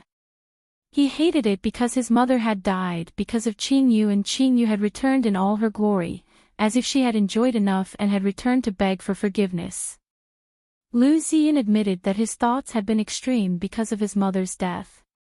However, when all the misunderstandings were cleared, his heart still ached. Lu Ziyun had memories of Qingyu before she was abducted. She was his biological sister after all. His mother was his dearest family, and so was his sister. He still remembered that his mother had once said that apart from his parents, his two younger sisters were his closest relatives. Now that he saw Qingyu suffering so many injuries, his heart was pained as well. A person's heart was complicated. When he saw Qingyu's back that was filled with scars, Lu Ziyun could not bring himself to harden his heart. He walked slowly toward Qingyu but paused before asking, Lu Axian, what have you been doing all these years? Why did you injure yourself all over? There was an obvious change in Lu Ziyun's attitude. Of course, it was impossible for him to change completely after so many years of not seeing Qingyu and being used to treating her fiercely. Qingyu wiped away her silent tears, still hesitating if she should say it out loud. Chapter 609. The truth was that Lu Qi and her friends who did not look like good people shuddered when they saw the scars all over Qingyu. To be able to endure such a heavy injury was indeed not something that an ordinary person could endure. Yet, what was the point? From Lu Qi's perspective, her younger sister's return was to steal her brother and father's love. Since Qingyu's return, her father, Lu Tai, had given her all the good food, treating her like a treasure, afraid that she would hurt herself. In fact, the reason Lu Tai treated Qingyu so well was because he still felt guilty that his daughter had suffered a lot even after she had been abducted by human traffickers for so many years. He did not take good care of her back then. Lu Qi actually had no feelings for his younger sister, Qingyu, at all. After all, Lu Qi was only a little over 10 years old when Qingyu was abducted. She was only a year older than Qingyu. A little over 10 years old was the age where one could remember things. From Lu Qi's perspective, her mother and father had always doted on her since she had a younger sister, giving her all the good food and toys when she was young. To be honest, Lu Qi had hated Qingyu since she was young. It was also due to this reason that she did not feel upset when she found out that Qingyu was abducted. Instead, she was secretly happy. Now that her younger sister was abducted, she could receive all the love from her parents. Reality proved this. After Qingyu, who was also Lu Axian, was abducted, Lu Qi's parents doted on Lu Qi even though they had lost their appetite. It was because Lu Tai and his late wife realized that it was their fault for letting their younger daughter be abducted. Therefore, the only reason they insisted on staying alive was to take good care of their other daughter and their son. Lu Qi grew up under her parents' care. Although Luo village was a rural village and its economic development was backward, Lu Tai had never let his daughter and son suffer at all. Lu Ziyun had fallen from grace ever since his mother had passed away. Lu Tai had endured all these hardships with tears in his eyes. His wife was gone. If he were to degenerate as well, how could this family survive? When Qingyu appeared, Lu Qi immediately felt that her father's love for her was threatened. Lu Tai took good care of her younger sister who seemed to have suffered for years outside, even giving her things to her long-lost sister. This made Lu Qi think that Qingyu had returned to snatch away her happiness. Shao Qi, shut up. How can you say such things? In fact, Lu Ziyun's heart ached when he saw the wound on Qingyu's back. He could not help but growl at Lu Qi when he heard what Lu Qi said. Qingyu Qing was his younger sister no matter what, his biological sister. Furthermore, Lu Xiyun had a long memory. He remembered the past between him and his little sister. There were feelings. Even when he had yelled at Qin Yu to get lost, Lu Xiyun had never insulted Qin Yu with words that could easily be misunderstood in front of everyone. Lu Qi's to say that Qin Yu you're not innocent. Among the children who were abducted by human traffickers, some of the beautiful girls would be abducted and become prostitutes at a young age, earning money by accompanying customers. This had happened many times in Luo village. Was this not what Lu Qi was referring to when she said that Qin Yu was involved in an illegal business? Anyone with a discerning eye would know that. Lu Xiyun was displeased with Qin Yu before, but after seeing the scars on Qin Yu's back, he began to change.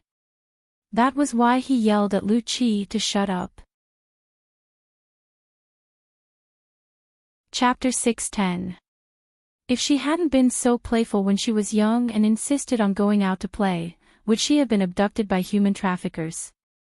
Would our mother have died so innocently? Brother, what's wrong with you?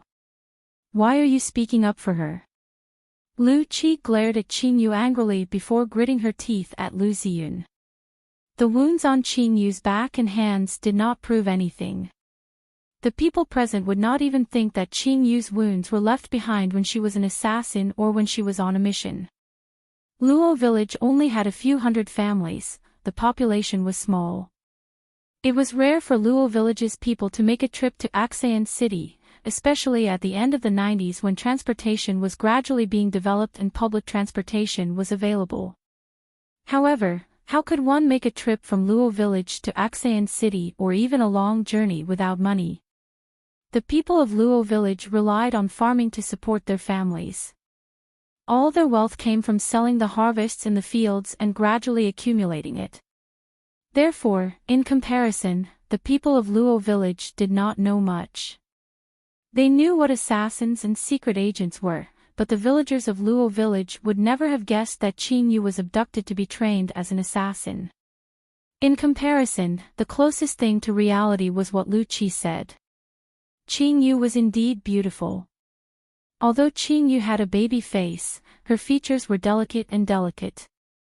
Her nose bridge was high, and her small face had a unique charm to it. If the people present were to explain the scars on Qin Yu's body, the most convincing explanation for what Qin Yu had been doing during her disappearance was that she was working as a prostitute in a brothel. It was not like there was no precedent for a girl in the village being abducted. Moreover, Qin Yu was beautiful and covered in wounds. Girls who were sold to brothels would be beaten if they were disobedient. Some would even be beaten until their flesh was torn apart. Some customers with strong tastes would not even see these girls as human beings. Qin Yu was consistent with this, she refused to say what she had been doing during the time she was abducted. If she had been in a brothel and engaged in shady business for so many years, it would be strange if she was willing to talk about it. Therefore, the way most of the people present looked at Qin Yu had changed. There were even a few people who looked at Yun Jian with the same disdain. They were still thinking, since Yun Jian and Qin Yu are friends, they must be the same. TSK, what a pity that these two beauties actually came from a brothel. They must be the kind of women that could be ridden by tens of thousands of men. Thinking of this, all the men present looked at Qin Yu and Yun Jian with unfriendly gazes. Some of them even thought, if I were to play with these two prostitutes who are ridden by tens of thousands of men, it would really be ecstasy. Lu Qi was still fighting with Lu Xiyun. Standing beside Yun Jian, Ce, who was also a man, could clearly feel the gazes of the surrounding men staring at his woman with ill intentions. Ce's eyes immediately darkened as he frowned. Especially when he felt the gazes sizing up Yun Jian's beautiful body, Ce pulled Yun Jian behind him with a frown. After avoiding the gazes, Ce looked up to meet the men who were staring at Yun Jian earlier. He then swept his domineering aura across the place and shouted at the men, "You're the one who's being bullied." Chapter 611. Lu Xiyun had no intention of humiliating Qin Yu in front of everyone. Such a thought had never crossed his mind. She was his sister after all. Lu Qi's words earlier had caused Lu Xiyun to frown. Initially, he had wanted to persuade Lu Qi to stop talking so much. Before he could say anything though, the group of uncles who were called over by Lu Qi and the old bachelors in the village who were here to watch the show were all staring at Yun Jian lecherously. They did not look at Qin Yu with lewd eyes because she was Lu Tai's daughter after all. Even if they wanted to, she was still Lu Tai's daughter. Yun Jian was different though. Everyone thought that Qin Yu must have been sold into a brothel. Yun Jian must be the sister that Qin Yu met in the brothel. She must be a prostitute who was ridden by thousands of men. Women earned money by spreading their thighs was the fastest way. That was what the men thought. It further convinced them that Qin Yu and Yun Jian were from a brothel. After all, Qin Yu was abducted when she was young. Even if she was adopted by a kind soul, how could she wear branded clothes when she came home? She looked like she came from a rich family. Only by earning money in that way could a young girl like her afford branded clothes. Yun Jian, who knew about Qin Yu's injury, must be the same as Qin Yu. Therefore, Lu Qi's uncles and the old bachelors who were here to watch the show were all looking at Yun Jian lecherously. They could not touch Qin Yu, but it did not mean that they could not touch her friend.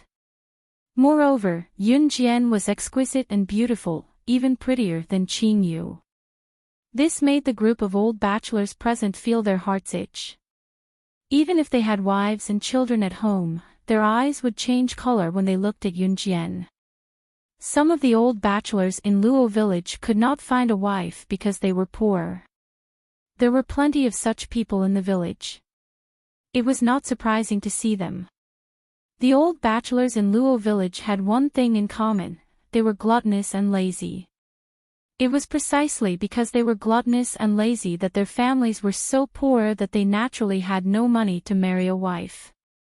These people were only here to watch the show, but once they heard it, they really imagined Qin Yu and Yun Jian to be that kind of person. Therefore, they did not hold back with their words.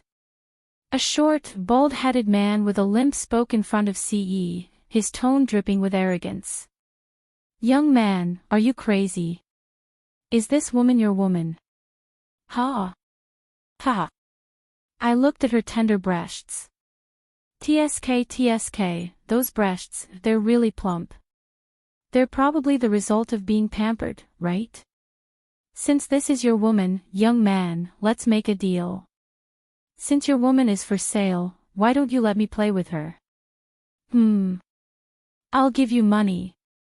This short old bachelor was only 1.55 meters tall, shorter than Yun Jian. He was considered short among men. Looking at Yun Jian, his heart had long been itching. Now that he said such words, it was even more disgusting. Even Lu Xiyun, who had just improved his attitude towards Qin Yu, could not help frowning when he heard it. Ce's eyes darkened when he heard the short old bachelor's words. His murderous intent rose. He could not even bear to touch his own woman. Was this old man seeking death? Fine, he would fulfill his wish. Ce pulled out his pistol from his belt. The silver pistol was suddenly taken out and pointed at the short old bachelor. Ce's lips curled into a murderous smirk. "You can die now." Chapter 612.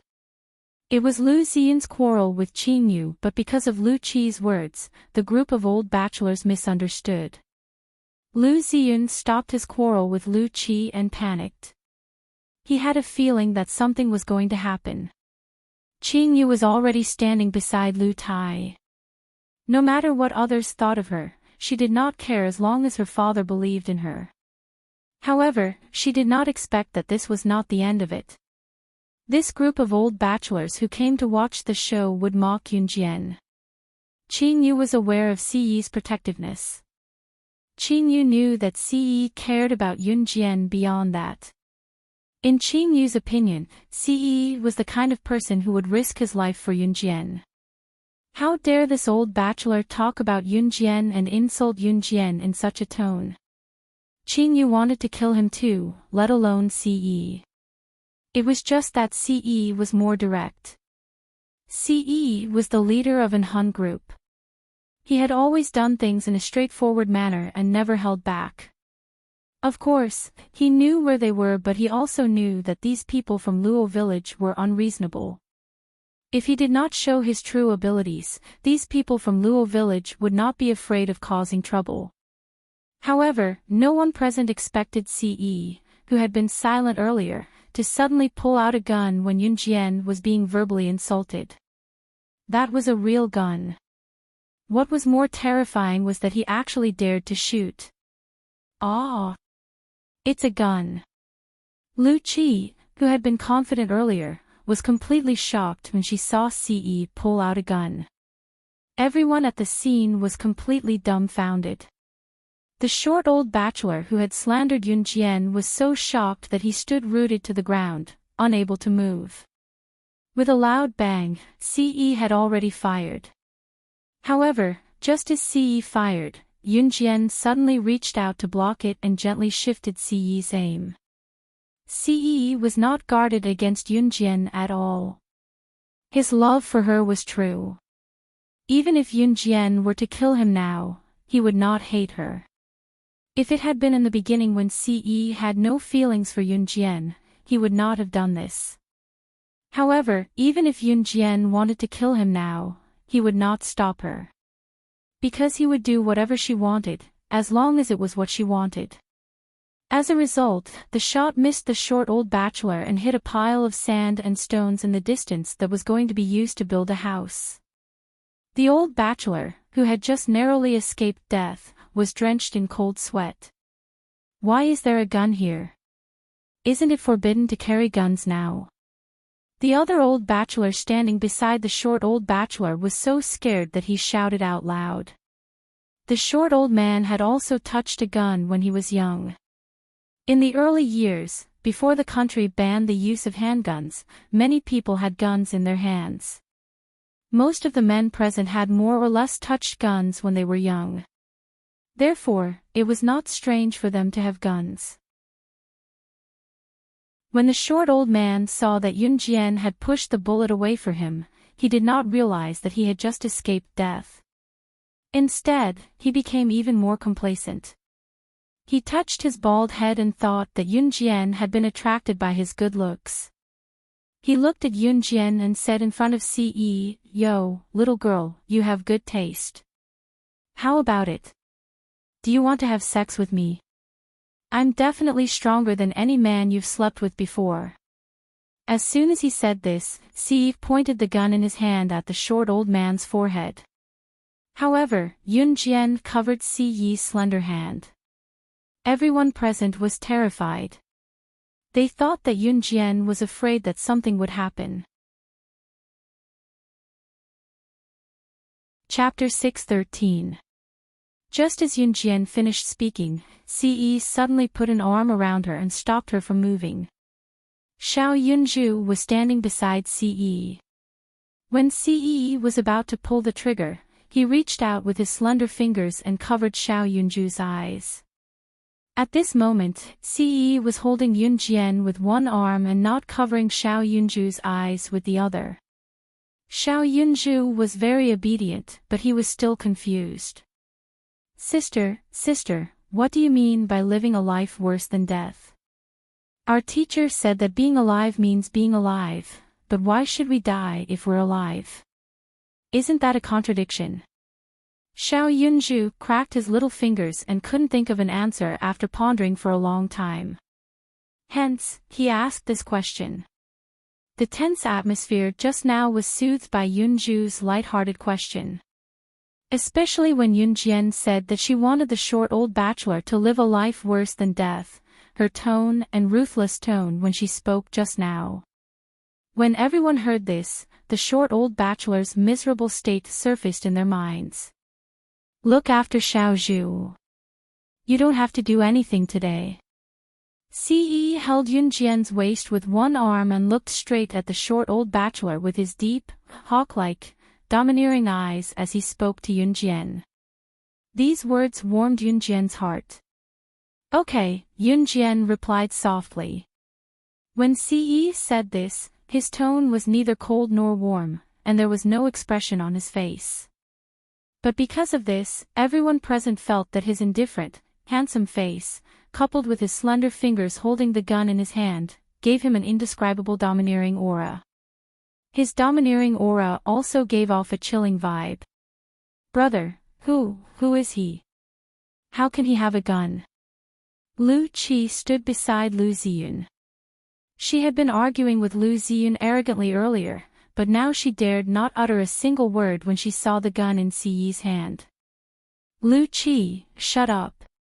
All of a sudden, Lu Ziyun recalled that this whole incident had started because of Lu Qi's unreasonable words. Lu Ziyun was still a smart person, and he quickly reprimanded Lu Qi. Brother, you're being mean to me again. You've never been this mean to me before. It's all because of her. Because she's back, all of you treat me badly and don't want me anymore. Lu Qi did not know that Lu Ziyun was doing this for her own good. She glared at Qing Yu with hatred as she spoke to Lu Ziyun. At this moment, Yunjian had already covered Xiao Yunju's eyes. Ce was already walking toward the short old bachelor. You, what are you trying to do? The short old bachelor was suddenly intimidated by Ce's aura. He had thought that he would be fine earlier, but now he was shivering. In spite of this, the short old bachelor refused to lose face in front of so many people. He still held his head high. Although the short old bachelor raised his head, his 155 meters height was nothing compared to Ce, who was 185 meters tall. Just as the old bachelor could not help taking 3 steps back in fright, Ce suddenly straddled his long legs and grabbed the man's collar, lifting him up effortlessly before he spoke in a neutral tone. What's wrong with you? Do you know the consequences of trying to lay a finger on my woman? Ce's words sent a shiver down everyone's spine. What is it? The short old bachelor looked rather comical as he was lifted up by Ce in the air. Ce suddenly flung the short old bachelor away. While he was in mid-air, he raised his gun and aimed at the short old bachelor's groin and fired a shot. Bang! Chapter 6:14. The shot landed squarely on the short old man's manhood. After being flung away by Ce, the short old man's manhood was hit with a loud bang by Ce's shot. After a second of silence, a howl that sounded like a pig being slaughtered echoed through the clouds. Ah! Mine! Mine! What followed was the short old man rolling on the ground with his hands covering his crotch. Everyone present was stunned by Ce's sudden action. Ah! Brother, he really shot. Lu Qi was shocked by the sudden gory scene. She quickly covered her eyes, her hands still trembling violently. To Lu Qi, this was no doubt the scariest thing she had ever seen in her life. She knew this short old man as well. He was the role model of the village's lazy gluttony. Lu Qi still remembered that every time he passed by this short old bachelor's house, the way the short old bachelor looked at him was very disgusting. It was disgusting. But now that she saw a familiar face rolling on the ground with his hands covering his bloody crotch, his expression was one of unbearable agony. Lu Qi was frightened to death, especially when she saw the bloody scene from afar. Although Lu Qi grew up in a village, she had never seen blood. Both her parents treated her like the apple of their eye. Although their family's conditions were a little poor, Lu Tai would work himself to death and never let Lu Qi suffer even a little bit. Therefore, Lu Qi's fright was not to be underestimated. Lu Ziyun was frightened as well. He had never seen such a gory scene either. Chills ran down his spine, but he still caressed Lu Qi's head, protecting her from the fear alone. This was a brother's love for his sister. At the same time, Lu Ziyun turned to look at Qing Yu and his old father with a pale face. Actually, ever since he saw Qing Yu's wounds, even if Qing Yu was really from a brothel, even if Qing Yu was really unbearable, Lu Ziyun had already decided to acknowledge Qing Yu as his sister. He hated Qing Yu because he thought she was enjoying herself and did not come home earlier, causing his mother's death. However, now that the misunderstanding had been cleared up, Lu Ziyun was not a bad person. He planned to slowly forgive Qing Yu.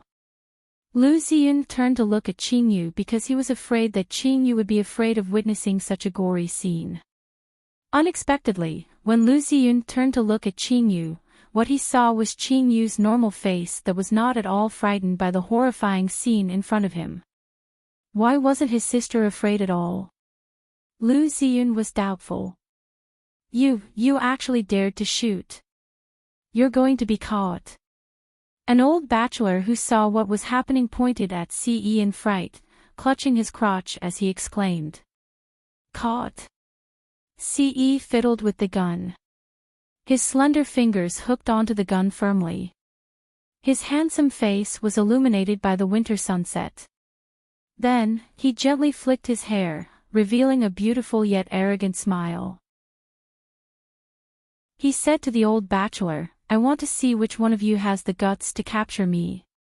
His tone was insolent and arrogant.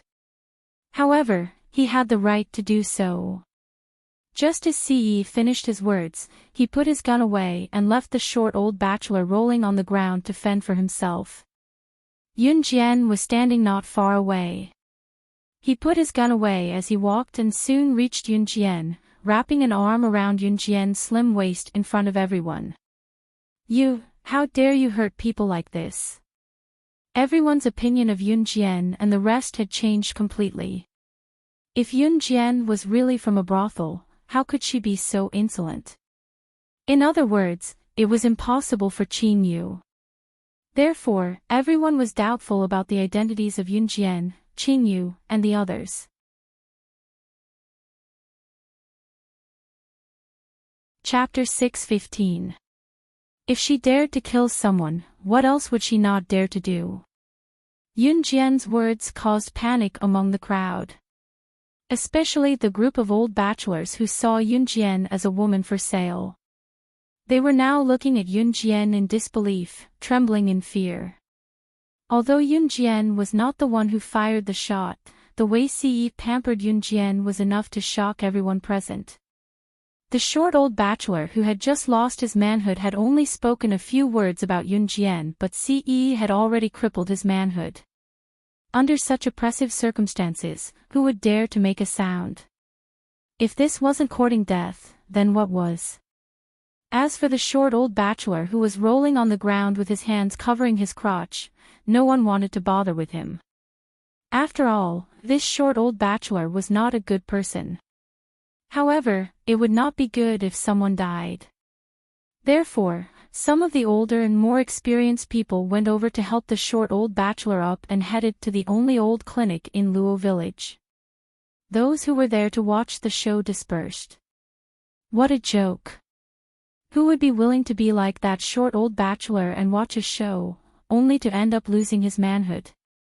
What else could it be if not the loss outweighed the gain? Therefore, the crowd dispersed after a short while. In the end, even Lu Qi's group of friends left the place. They were practically running away. Xiao Axayan, who are these friends of yours?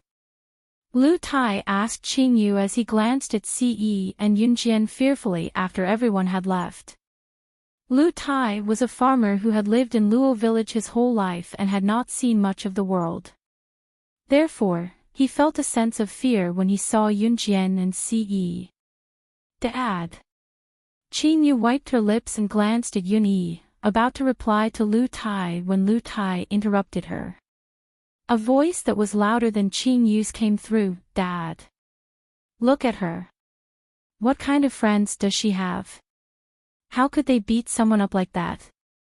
We're done for. What if they come looking for us? We can't afford it with our family's condition.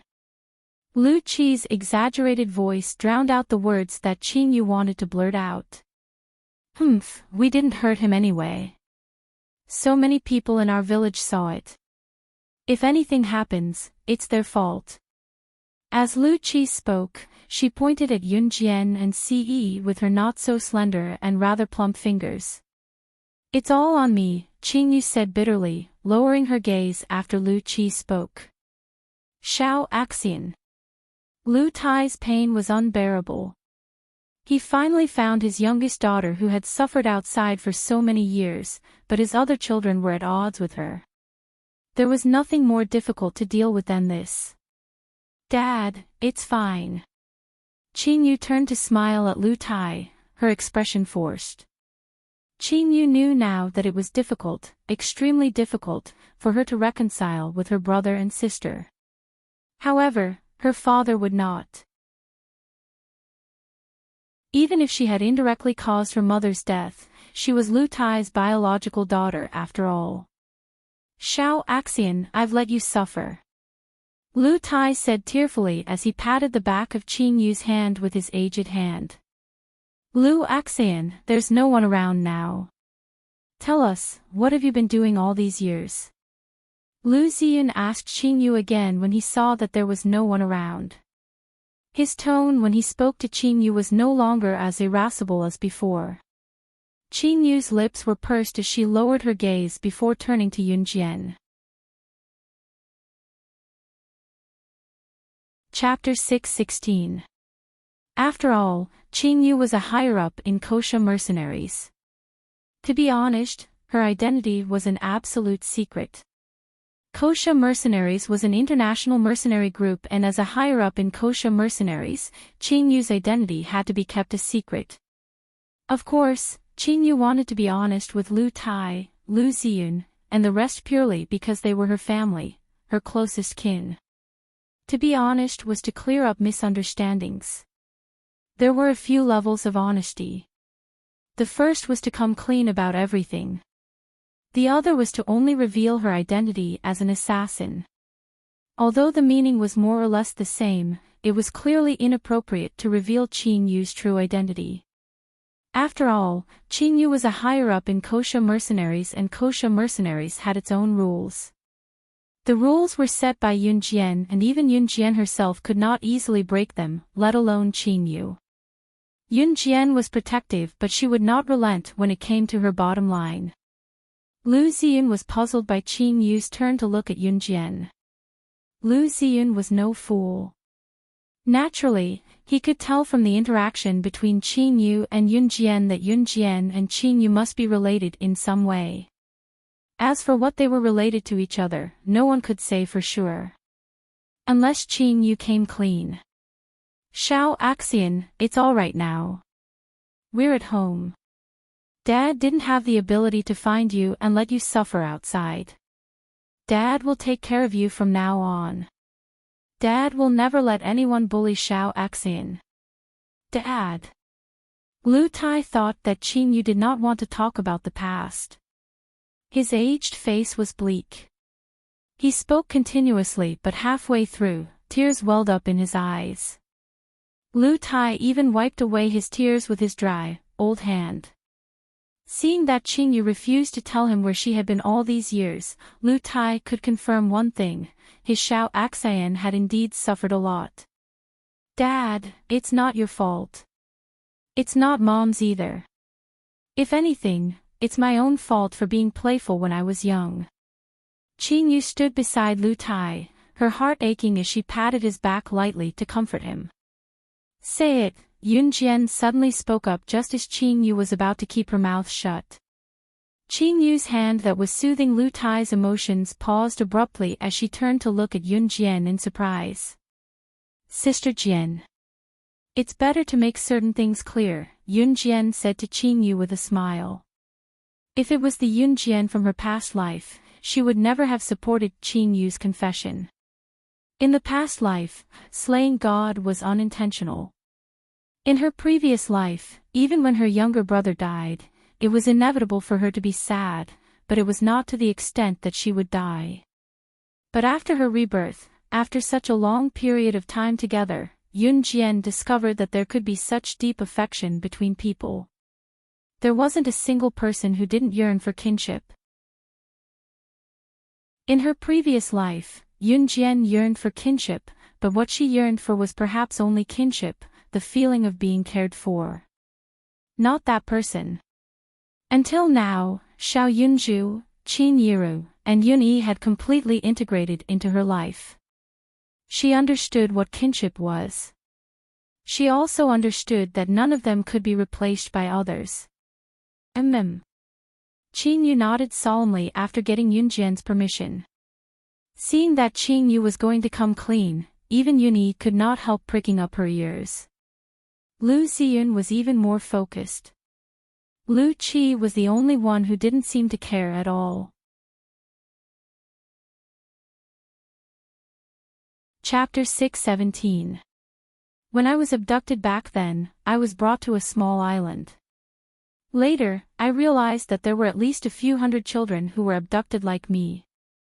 Qin Yu paused when she said this, as if she could still recall the fear she felt back then. I was scared, very scared, but I couldn't cry. Dad, I still remember when I was young, you said that if one day I forgot the way home, I must stand there and wait for you, because you will definitely find me. No matter where I am, you will come and find me. Qin Yu reached out to hold Lu Tai's old palm when she said this. Before Qin Yu was abducted, Lu Tai loved his youngest daughter dearly. He was a true farmer. When he worked in the fields, he would bring his youngest daughter along and tell her stories. As he told more stories, Lu Tai would talk about principles that little Qin Yu could not understand. He was not educated, but he knew a lot of principles after living for so long. However, this was the only thing that Qin Yu understood. Perhaps many parents would remind their children to be safe, but to Qin Yu, what her father told her was the truth that she would remember for the rest of her life. Tears trickled down from the corner of Qin Yu's eyes. She continued under everyone's gaze. I stood there all the time, not daring to go too far. Then, some children ran away out of fear. When a child took the lead and ran, a group of children followed. But that was a small island. Other than the island, there was an endless ocean around. The group of children who ran away were all killed by a group of men carrying machine guns. Their bodies were also dragged away. All the bodies of the children who ran away were fed to the wolves. Qin Yu's tone was slowly returning to normal. After that, they started training us children who didn't run away. For months, we trained day and night. It was also there that I learned how to kill. Qin Yu raised both her hands as she spoke. Lu Qi's legs were already trembling when she heard Qin Yu talk about how she killed without any fluctuation in her tone, as if killing a person was as simple as having a meal. Dad, I think you should know. That's right, it's an assassin organization and I'm an assassin. Qin Yu paused. However, my luck was very good. I stayed in the organization for a few months and met Master. Master took me away from that terrifying place. Otherwise, I would have been a cold corpse by now. If Snake Lizard had not taken Qin Yu away back then, Qin Yu would not have been able to escape from that place with her ability alone. She did not have Yunjian's skills nor Yunjian's ability. Qin Yu's skills could only be considered above average.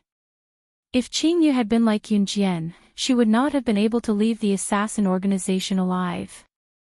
This was because out of hundreds of people, only a few had survived. Qin Yu stopped there.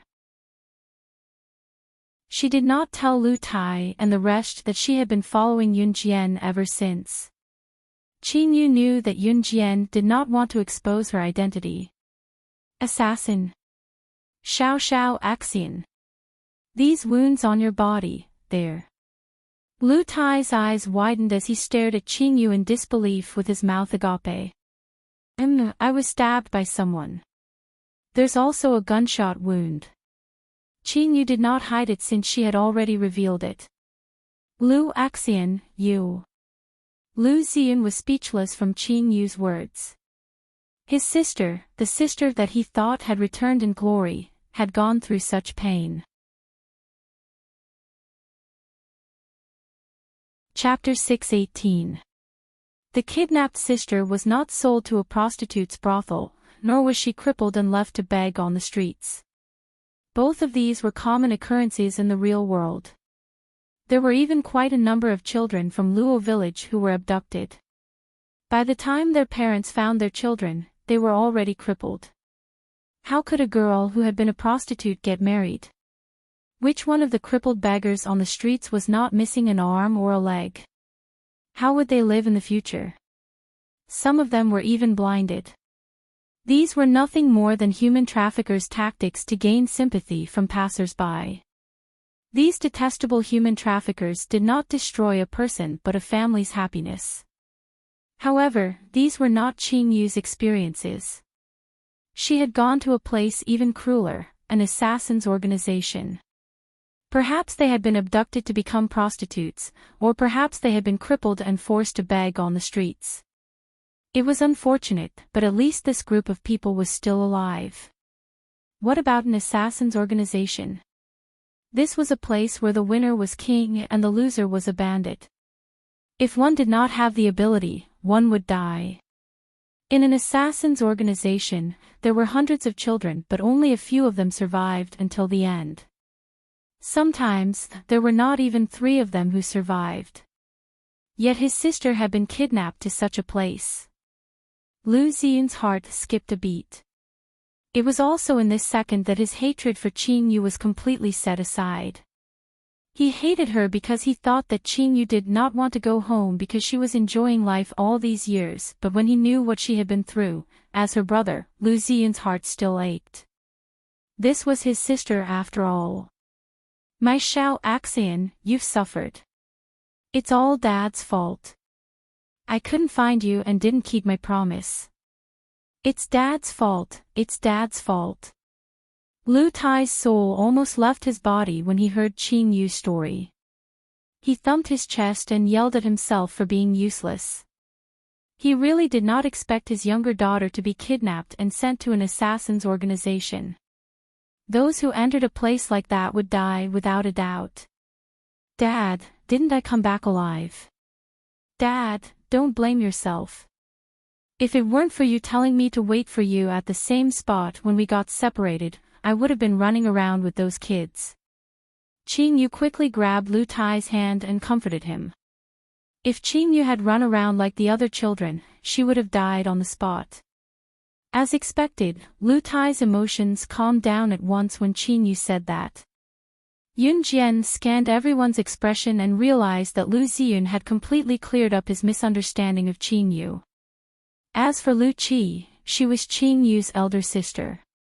At this moment, Lu Qi's heart was filled with complicated emotions. Lu Qi had always thought that Qing Yu's return was to snatch her father and brother's love away from her, but she still felt a twinge of pain when she knew what her sister had gone through. To Lu Qi, her younger sister Qing Yu had snatched away all her childhood love. When her younger sister was abducted, Lu Qi was indeed vaguely happy because her love for her had returned. However, there was also a sense of emptiness in her heart, as if something was missing. Lu Qi had always had a sharp tongue.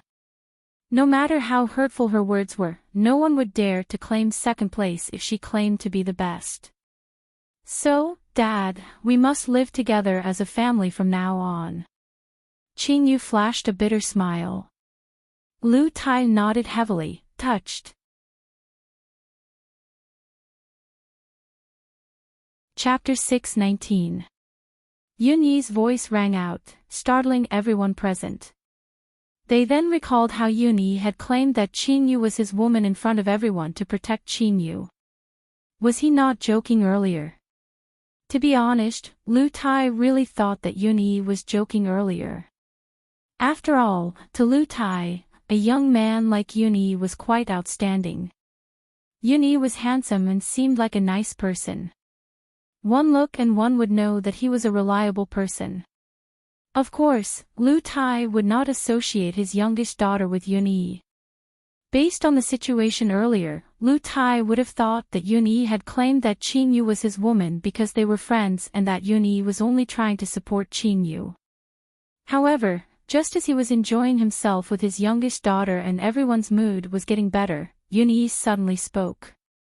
Did he really have something going on with his youngest daughter? After all, he did not watch Qin-yu grow up. With a frown, Lu Tai began studying Yun-yi carefully. Xiao Axian. He is.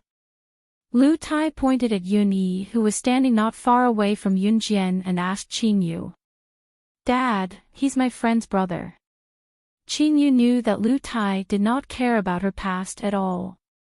She held his hand affectionately with a smile and told him. Yun-jian was the friend Qin-yu mentioned. Even if they were blind, they could tell that Yun-jian was her friend. In spite of it, Qin-yu's words made Yun-yi choke. What did she say? Did she just say that he was her friend's brother? That was all. Friend's brother. We've slept together and you're saying that I'm your friend's brother. Once Yun-yi heard her, he went to Qin-yu and grabbed her slender wrist without exerting much force. He could not bear to hurt Qin-yu if he used too much force. Pfft. When Yun-jian heard her brother's words, she couldn't help but laugh on the spot. Following Yun-jian's smile, the atmosphere was lifted from the tense atmosphere just now. What are you talking about? Qin-yu's eyes bulged, refusing to admit it. However, when she heard Yun-yi's words, warmth flowed through Qin-yu's heart. Say what? Do I need to repeat myself? We are already sleeping in the same bed. What do you think is our relationship? Yun-yi also directly threw away the burden of being a gentleman and became a robber for once. His purpose of coming here was obvious as well, to woo Qin-yu. Qin-yu could not retort. She pouted and turned to Lu Tai. Dad, look at how he's bullying me. Lu Tai was speechless. Qin-yu turned to Yun-jian and said coquettishly, Sister Jian, your brother is bullying me. You have to help me. Caressing Xiao Yunju's head, Yun-jian looked away but said, I didn't see anything. Qin-yu was speechless. Brat, how dare you bully Lu, my younger sister? Lu Ziyun suddenly went up and grabbed Yun-yi's collar, asking like a ruffian. Qin-yu's eyes glinted in shock when he suddenly called her his younger sister. I'll take responsibility. Yun-yi, who was grabbed by the collar, did not fight back as he said seriously. Just as the mood of the group turned for the better. A group of menacing people walked over with hoes in their hands, looking menacing. It's them. They're the ones who ruined Laoson's manhood. Chapter 620. The short old bachelor who had just been shot by CE was surnamed Wang. Everyone in the village called him Bachelor Wang. Bachelor Wang was not the first old man in Luo village to be a bachelor. There were more bachelor men in Luo village than men who were able to get married and have children. What was the reason for this? There was actually a reason. Luo village had been a poor and destitute village since ancient times. Since ancient times, this place was especially prone to drought. The farmers could not afford to grow crops, and the rain was scarce. There was little rain in all 4 seasons. And Luo village's ancestors had passed down a preference for boys over girls. In the eyes of most families in Luo village, there was an absolute difference between giving birth to a boy and a girl. Giving birth to a boy was for their retirement. Giving birth to a girl, a married daughter, was like spilled water. Therefore, everyone said that a daughter was a waste of money. And Luo village was such a feudal place. Over time, Luo village developed a habit. Every family had to give birth to a son before they were willing to give up. This also led to an indirect problem. In Luo village, there were too few girls compared to boys. As a result, there was only one girl among 3 or 4 boys. Luo village was poor to begin with. It was basically impossible to get a wife from outside. And the ratio of men to women in Luo village had been unbalanced for a long time. Until now, there were not many girls in Luo village at all. Even the girls in Luo village would marry outside. So what would these boys do when they grew up? In the end, they would be like Bachelor Wang and be single for the rest of their lives. The group of old women in the village who favored boys over girls would gather together. Some would even chatter and scold Luo village for being so outstanding, but the women outside were not willing to marry into Luo village. But they had completely forgotten. Luo village favored boys over girls. How could the daughter-in-law who married and have a good life? When this group of old women favored boys over girls, they also neglected an essential question: were you a man or a woman? And when the feudal tradition was passed down from generation to generation, this group of stupid people did not realize this at all. This directly led to the current situation. Luo village was full of bachelors. There was a large group of people like Bachelor Wang who could not even touch a finger of a woman in their lifetime. And when these people gathered together, they began to call each other brothers. The dozen or so people who rushed in with hoes were all old bachelors in the village, and they were all Bachelor Wang's brothers. This group of people even arranged their own ranks, calling themselves boss, second boss, and third boss. They even gave their own group a nickname, Bachelor's Alliance. This group of people also liked to talk about loyalty.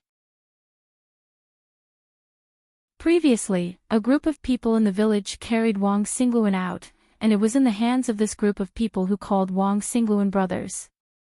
As a matter of fact, this group of people immediately came here with hoes to cause trouble.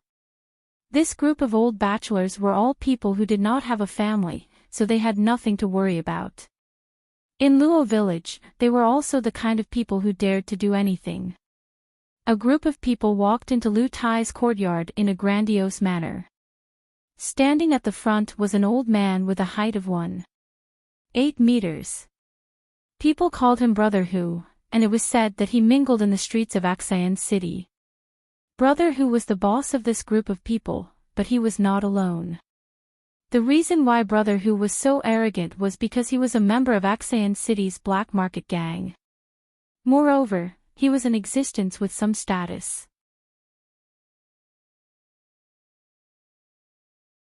Chapter 621. Lu Xiyun was also part of Axian City's underworld. After his mother, Qingyu's birth mother, passed away in search of Qingyu, Lu Xiyun dropped out of school right away. Since then, Lu Xiyun had fallen from grace. There was nothing Lu Tai could do about it. To Lu Xiyun, losing his mother was a reality that he could not accept. Lu Xiyun had been in the underworld for quite some time now. Lu Tai only knew that he had joined a gang in Axian City, but he did not know the details. Lu Xiyun had been in the underworld for so many years, but he was only at the bottom. Who was Brother Hu then? When Lu Xiyun had just joined the underworld, Brother Hu was already a high-ranking member of a big gang. Although Brother Hu was not a particularly reputable high-ranking member of the gang, Brother Hu's status was enough to crush Lu Xiyun. Hence, when Lu Xiyun saw Brother Hu, he was actually a little nervous and afraid. Naturally, Big Brother Tiger did not recognize a small fry like Lu Xiyun. But when Big Brother Tiger led his men into the courtyard of Lu Tai's house, he suddenly heard someone call out his name in a trembling voice. That person must have recognized him. Big Brother Tiger immediately became even more arrogant. Who would have thought that there would be someone who recognized him? Ha! Brother Hu's high-pitched voice dragged out as he led his men into the courtyard. He then walked around with the hoe in his hand. Suddenly, Brother Hu's gaze paused when he saw Yun Jian and Qingyu. Oh my, these two youngsters are quite pretty. Brother Hu was a high-ranking member of a big gang in Axian City. He had played with countless women, but when he saw Yunjian and Qin Yu, he felt like his world had changed. Yo, yo, yo, yo. Brother Hu whistled and sized up Yunjian and Qin Yu with a roguish gaze before he tapped the ground with the hoe in his hand. You guys touched my third brother just now. Do you have a death wish? Brother Hu suddenly shouted. His arrogant voice sent chills down the spines of most of the people present. Lu Tai was just a villager. He had been honest and dutiful all his life and had never encountered something like this. He was afraid, but he pulled Qin Yu's hand in an attempt to shield her behind him. Your third brother. Ce lazily leaned against a corner of the wall. His eagle-like eyes had already turned to look at Brother Hu. His lazy tone carried an aura that couldn't be ignored. Motherf *Ker, it's that guy who you crippled. An old bachelor standing next to Brother Hu shouted at Ce in order to gain Brother Hu's favor. Ha! Ce smirked. He didn't feel threatened at all by the arrival of Brother Hu and his gang. Damn it! Are you guys looking for death? How dare you act so arrogantly after touching my people? F***ck. Brother Tiger swung his hoe and fiercely hacked at the ground. Then, Tiger seemed to have thought of something. He threw the hoe on the ground and carefully took out a real weapon from his pocket. F***ck, do you think that I will be afraid of you just because you have guns? I also have a gun. Ha ha ha. I'm not afraid of you. Brother Hu knew that Bachelor Wang was crippled because he was shot in the groin, so he had prepared this weapon. Lu Tai, Lu Ziyun, and Lu Qi instinctively shuddered when they saw that Brother Hu had a gun. Chapter 622. Brother Hu's heart skipped a beat when he saw Yunjian suddenly taking out a butterfly knife and twirling it around. F***ck. Brother Hu cursed in his heart. How could he be intimidated by a woman who had a knife in her hand? This was illogical. Looking at Yunjian's exquisite face and the exquisite body wrapped in winter clothing, Brother Hu felt an itch in his heart. Do you know who I am? Brother Hu hooked the gun in his hand and turned it around to show off his cool to Yunjian. After showing off his cool, Brother Hu was even more pleased with himself. He was a handsome man when he was young. Coupled with the way he twirled the gun around, it was enough to attract a large group of young women. Looking at Brother Hu's cool act in front of her, coupled with his overly muscular body that was close to fat, Yunjian kept the butterfly knife in her palm. She looked at Brother Hu and said word by word, "You're a pig." "You're a pig." Yunjian had said that Brother Hu looked like a pig. Now that she thought about it, the Brother Hu in front of her did resemble a pig. Although a pig was not tall, Brother Hu was 1.8 meters tall. Brother Hu's muscular arms and fat legs were almost 4 to 5 times thicker than Yunjian's. What else could he look like if not a pig? With Yunjian's pointing, the few old bachelors beside Brother Hu were trying hard to hold back their laughter. Some of them were even laughing out loud. Brother Hu was the higher-up of Xian City's second-ranked gang. Many people in the underworld were afraid of Brother Hu, and yet Yunjian called him a pig? Laugh, laugh, laugh your head off. Brother Hu turned his head to the side and roared at the group of old bachelors. Just as he finished, Brother Hu turned his gaze to Qin Yu and Lu Ziyun. Brother Hu said to Lu Ziyun directly, "You're from Xian City's underworld too, aren't you?" He, I heard that's your sister who just came back. She's not bad looking. Kid, lend me your sister to play with for a few days and I'll promote you to be my underling in our gang. How about that? Brother Hu said to Lu Ziyun as if he was the one who was at a disadvantage. Lu Ziyun had been trembling just a moment ago, but upon hearing Brother Hu's words, an indescribable rage suddenly erupted from within him. Qin Yu had suffered so much. Perhaps Lu Ziyun would blame his sister if he did not know. Even if Lu Ziyun did not know about Qin Yu's suffering, he only wanted to chase her away because he was too angry. Lu Xiyun was a gangster, but he was a man with dignity. There was no way that he would do something like exchange his sister for his position. Pfft. Get. If you dare to touch my sister, I won't let you off even if I die. Lu Xiyun roared out. His weak and feeble demeanor had been completely reversed in an instant. Even Qing Yu was shocked. Brother. Qing Yu cried out, touched. F***ck. Brother Hu roared, looking back and forth between Qing Yu and Yun Jian. He was going to get rid of both of them today. Are you done with your last words? Just as Brother Hu was going crazy, Siyi's cold yet domineering voice came from the side. Siyi changed his stance when he heard him. He was no longer leaning against the wall but was walking over. What last words? F***ck. Who do you think you are? Brother Hu yelled when he realized what was going on. He was infuriated by Siyi's words. Looks like you're done. You can die now. Siyi did not even look up. Then, he held the gun in his hand like a magic trick. I have a gun too. However, before Brother Hu could raise his gun, Siyi's long fingers had already pulled the trigger. Bang! Chapter 623. Before Brother Hu could raise his gun and finish his sentence, a bright bullet shot through Brother Hu's head at a speed that was indiscernible to the naked eye. One shot, one life. Everyone present was scared to death by Siyi's actions. Brother Hu's group of people were so frightened that they cried out on the spot. Each of them had a terrified and horrified expression on their faces. The group of people present were all from the countryside, and their education levels were similar. They had only graduated from elementary school. Therefore, when people here encountered problems, they had no awareness of the law. They only knew how to form gangs and bring their brothers to fight. It was also because of this that Brother Hu's group didn't go to the police when Wang Single got into trouble. Instead, they carried hoes and came to cause trouble for CE. The people in the countryside had a weak awareness of the law.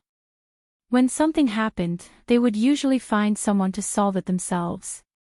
Naturally, it was not uncommon for both sides to fight until their heads bled. However, for CE to kill someone as soon as he appeared, and the person he killed was a high-ranking member of a gang in Xian City. This kind of thing was simply unheard of. Although Brother Tiger's group of Bachelor Alliance brothers were also people who often fought, and they often fought until their heads bled, Brother Tiger didn't care. Therefore, no one would be surprised if there was a little blood. However, the death of one person was not a small matter. Most importantly, Brother Hu was a high-ranking member of the second-ranked gang in Xian City.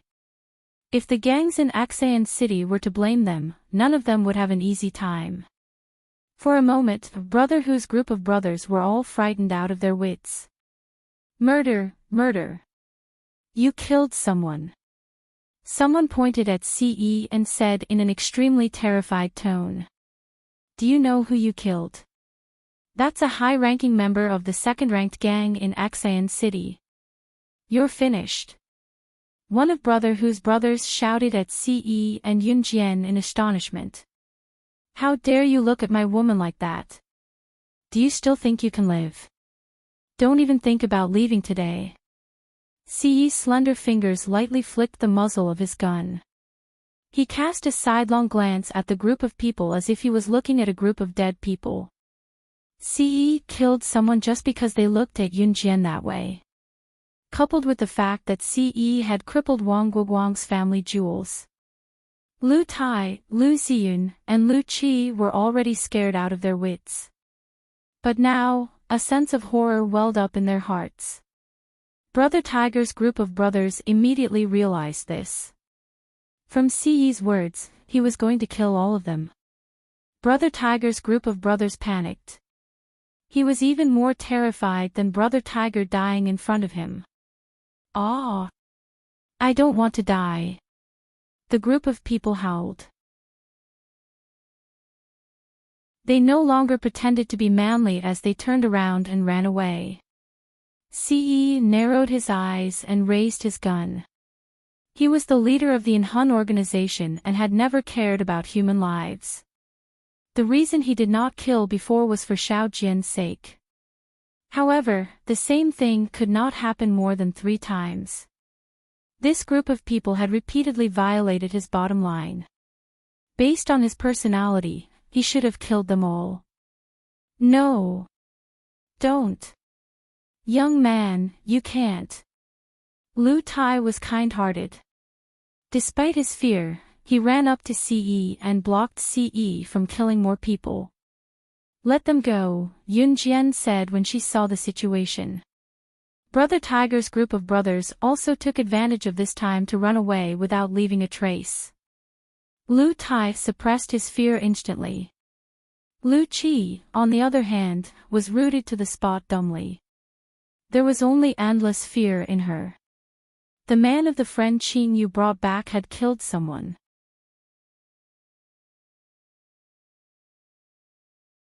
Chapter 624. Lu Tai heaved a sigh of relief when he saw Ce put the gun away. In spite of it, he still shuddered when he saw Brother Hu's body on the floor. In the end, Lu Tai went over to give Ce a shove before calling Lu Ziyun, Lu Qi, Qin Yu, and Yun Jian over. "Go. All of you go. All of you go." Lu Tai began to chase them away. Lu Ziyun and Lu Qi were among those who were chased away. "Dad! You!"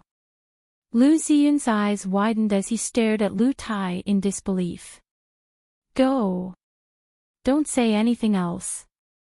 Xiao Yun, go to the room and take out the metal box under Dad's bed. It contains the rest of our family's money. Take all of it and run. Run as far as you can. Don't ever come back." Lu Tai frowned and said with a pale face. "And Xiao Axian, my good child, you go too." Lu Tai urged with a smile that was uglier than a crying face. "Xiao Yun, promise me you'll take good care of your sister."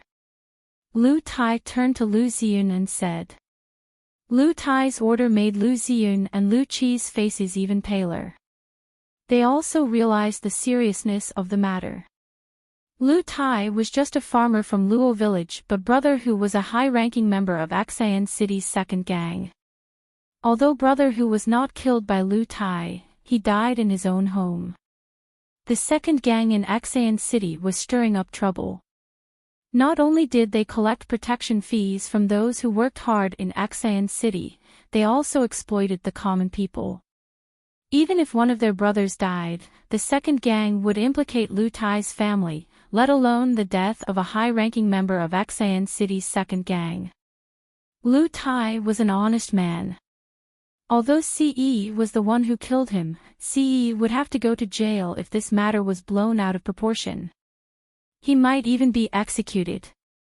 Lu Tai could not bear to see such a good child's life ruined just like that.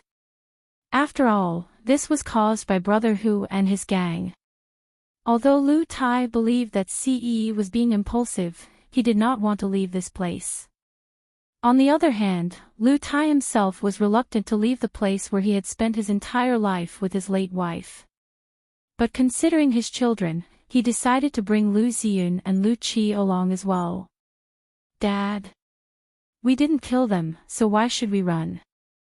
Lu Qi was from Axian City, so she had naturally heard of the power of the second gang in Axian City.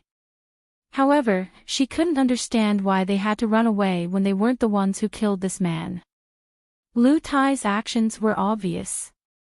He wanted to take the blame for Ce. Ce's black eyes flashed twice. He was also somewhat surprised. This person actually wanted to take the blame for him. "Little Qi, listen to me." Lu Tai made up his mind and shouted at Lu Qi. No, Dad. Lu Qi treated Lu Tai like a father and daughter. Perhaps Lu Qi was not friendly to Qingyu, but she did not have any other thoughts toward Lu Tai. Just as Lu Tai and the other two were panicking, Yun Jian turned to look at Lu Tai and said, "No one needs to run." Lu Tai was stunned. He glanced at Yun Jian in surprise. "But this, Qingyu, take that out." Yun Jian turned to look at Qingyu and ordered. "Okay, Sister Jian." Qingyu nodded and took out an airtight container from her small bag while Lu Tai and his family watched in bewilderment. The airtight container was small, similar to those used for chemistry experiments, but it was airtight and the body fluid inside would not be poured out. After Qingyu took it out, she followed Yun Jian's instructions and went to Brother Hu's body under the family's shocked gazes. She opened the container and poured the fluid all over Brother Hu's body. Chapter 625. Lu Tai and the other two were already surprised when Yun Jian called Qingyu. After all, Qingyu was only Lu Axian to the three of them. Come to think of it, Qingyu had been away from home for so many years. According to her, she had even lived in an assassin organization. How could she have been using the name Lu Axian? Therefore, the three of them were relieved. What did Qingyu do though? She took out a sealed container that looked like it was from a chemical experiment. After opening it, she poured all the water in the sealed container onto Tiger's body. Here came the frightening part. Lu Tai had been a farmer his whole life. He had been a down-to-earth person, earning the fruits of his labor with his hard work. Lu Ziyun and Lu Qi, who lived in the countryside, did not have much exposure to such things. Brother Hu turned into a puddle of blood. This scene completely shocked the three of them. Ah! Corpse turned into a puddle of blood. The scene was even more shocking than Brother Hu being shot dead by Ce. If he had not seen it with his own eyes, Lu Qi would not have believed such an unrealistic thing. Lu Qi was already shrieking in shock. He covered his eyes and squatted down, trembling. Lu Tai was shocked as well. Lu Ziyun's mental fortitude was much better than Lu Qi and Lu Tai's, but when Lu Ziyun first saw this scene, the shock he received was no less than Lu Tai's. "Little sister, you." Lu Ziyun's mouth was agape as he put on a look of disbelief. Qingyu put the lid back on after pouring the liquid from the sealed container and hid the item back into her bunny-patterned bag. Qingyu turned around and explained to the three of them, "Dad, don't be scared. This is corpse-dissolving water. You'll be fine as long as you don't touch it." "Younger sister, how could you bring such a dangerous thing with you?" "You." Before Lu Ziyun could finish his sentence, Qingyu interrupted him. Qingyu smiled and turned to Lu Ziyun to say, "Brother, it's fine. Her bag has been modified. The material is special. Even if the liquid in the container spills out, it won't flow out of the bag." Yun Jian walked up to Qingyu and explained. Yun Yi, who was standing beside Qingyu, was equally shocked. Ce calmly covered Xiao Yunju's eyes, not letting Xiao Yunju see the bloody scene. Of course, Ce himself maintained his composure without a flicker in his eyes. "Ha ha." Qingyu turned to smile at Yun Jian. Her delicate baby face looked very gorgeous. As Lu Tai and the other two men panicked once more, Qingyu patted her bulging bag and teased Yun Jian mischievously, "Sister Jian, this dissolving water is very expensive. I couldn't bear to sell it even when someone offered $10 million. You have to reward me well." Without a doubt, the corpse-dissolving water was the best divine tool for destroying corpses. "You can pick any of the branches under my name." Yun Jian crossed her arms and replied to Qingyu with a smile. The conversation between Yun Jian and Qing Yu made Yun Yi, who was clueless about the situation, suspicious. Ce was unfazed. Their conversation, however, had Lu Tai and the other two men rooted to the spot, dumbfounded. What? What? The corpse-dissolving water in Qing Yu's hand was worth 10 million US dollars. US dollars. In 1998, a family in Luo Village would only need a few hundred yuan for a month's living expenses if they had a simple meal. 10 million US dollars worth of corpse-dissolving water, what did that mean?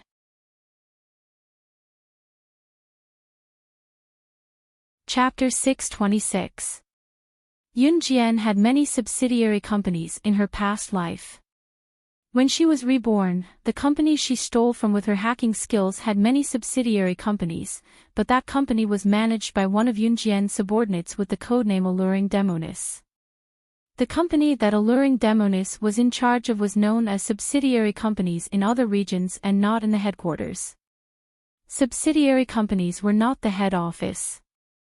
These subsidiary companies under Yun Jian, even if it was just a subsidiary company, had at least 100 million USD worth of wealth. Ha ha, thank you, Sister Jian. Qing Yu smiled sweetly. It was a mischievous grin. Lu Tai and the other two were rooted to the spot. Lu Tai was just a villager. To him, if he had more than 10,000 USD in cash, he would be considered one of the wealthiest families in Luo Village. After all, the people in Luo Village were basically poor and economically backward. Those who were rich had gone to the big cities to develop themselves. Most of those who stayed in Luo Village could not leave. 10 million USD. When Qing Yu said that the thing she had was worth 10 million USD, she used it just like that. In comparison, Lu Qi's reaction was the most intense. In the beginning, when Qing Yu came back, Lu Qi treated her purely as a slave. Lu Qi had even made Qing Yu wash all the clothes in the house and made things difficult for her. Qing Yu did not say a single word of objection. Lu Qi, Lu Ziyun, and Lu Tai knew that Qing Yu was rich.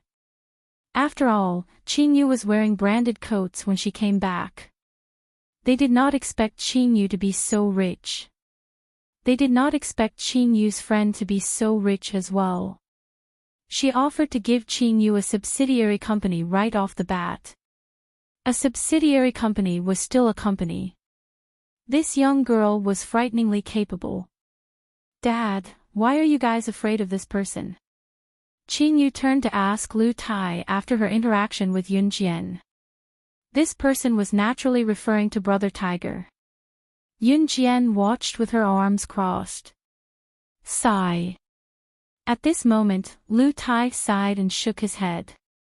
Sis, you should be asking me about this. As he spoke, Lu Ziyun scratched his head and said with a tinge of shame, Don't laugh at me. I'm also from the streets of Xian City. With that, Lu Ziyun's face turned serious. That brother who is one of the higher-ups of Xian City's number 2 triad. If he was just a higher-up, we wouldn't have to be so afraid. But the problem lies with this brother who. His sister is the daughter-in-law of the number 2 triad. The second leader dotes on his wife very much, and the second leader and the first leader of the second gang in Xian City are blood brothers, and they are as close as real brothers. If something happens to Brother Tiger, it will directly involve the big boss of Xian City's second gang.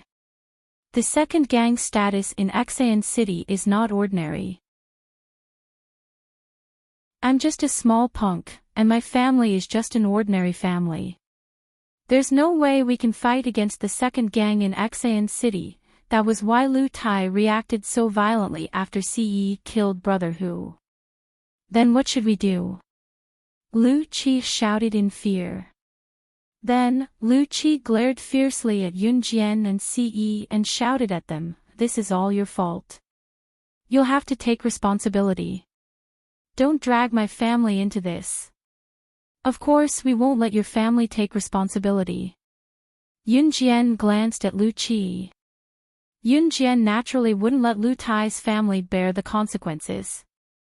But Lu Qi's words made her very unhappy. "Let's go," Ce suddenly spoke, uttering the word curtly. "You still want to leave? Then what about my family? We'll all be killed by the second gang. Do you even have a conscience?" Lu Qi was so scared that she was about to cry. She thought Ce was really going to leave. "If you don't want to die, then destroy it first." Ce held Xiao Yunju's hand and spoke in an extremely calm tone. "What? Destroy the second gang? How is that possible? With just the two of you?" Lu Qi's eccentric voice sounded once again.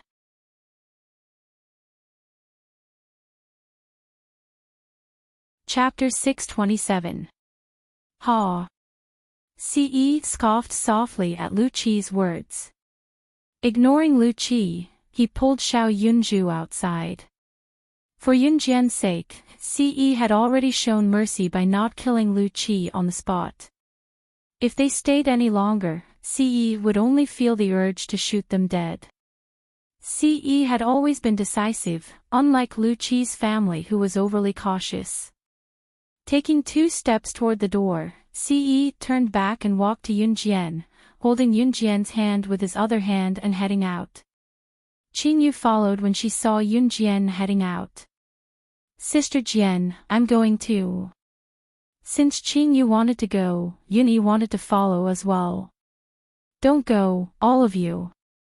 Take care of my brother," Yun Jian suddenly told Qingyu before she took Xiao Yunju from Ce's hand and passed Xiao Yunju's to Qingyu. Qingyu listened to Yun Jian, answering as soon as Yun Jian spoke. I'll lead the way," Lu Ziyun suddenly spoke up after a few seconds of hesitation. Yun Jian did not reject him. Just as he finished speaking, the sound of an alarm came from the entrance of the village. Luo village was quiet, but the siren from the village entrance sounded abruptly. As the sound came closer, Lu Tai and his friends paled in fright. "It's police cars." This sound was heard when someone got into a gang fight and injured someone in our village. "Dad, the police are here." Lu Qi grabbed Lu Tai's hand and shouted in panic. There was a police station in the town near Luo village. Brother Hu and his gang who came to cause trouble were all from Luo village. Naturally, they had gone to the town's police station to report the incident. Sure enough, not long after the siren sounded, 3 unique police cars drove in from the corner. Several police officers immediately got out of the 3 police cars and pointed their stun batons at Ce, Yun Jian, and the others. "Someone reported that you killed someone. Come back to the police station with us now." One of the more mature-looking male police officers came over and said. Then, this group of police officers also checked inside and outside Lu Tai's house. He didn't find anything out of the ordinary. After Qingyu turned Brother Hu's body into a puddle of blood, he cleaned it up without leaving a trace. Not a single trace was left at the scene. "No, I'm not going. I'm not going. We didn't kill her, it was him. It was this person. You can catch him." Lu Qi pointed at Ce and shouted. The group of policemen ignored Lu Qi and took everyone present away. Ce and Yun Jian did not resist. Everyone was brought to a police station called Shangjia Town, which was closest to Luo village. 2 hours later, everyone was released without charges. The moment they walked out of the police station, Lu Tai and the other 2 were dumbfounded. Lu Ziyun was even more incredulous. Looking at Ce, who managed to walk out unscathed after killing Brother Hu just now, Lu Ziyun's heart raced wildly. "How did we get bailed out so quickly?" Lu Ziyun turned to look at Ce and asked suspiciously. It was Brother Hu whom Ce had killed. Yet, they were all released without charges. Ce ignored Lu Ziyun. Ce held on to Xiao Yunju with one hand and Yunjian with the other as they walked out of the police station. Just as they stepped out of the police station, someone came up to them.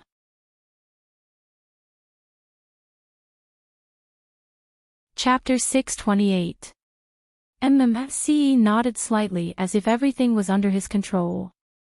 In spite of it, Adam's sudden appearance and his words shocked Lu Tai, Lu Ziyun, and Lu Qi, who had followed them out of the police station.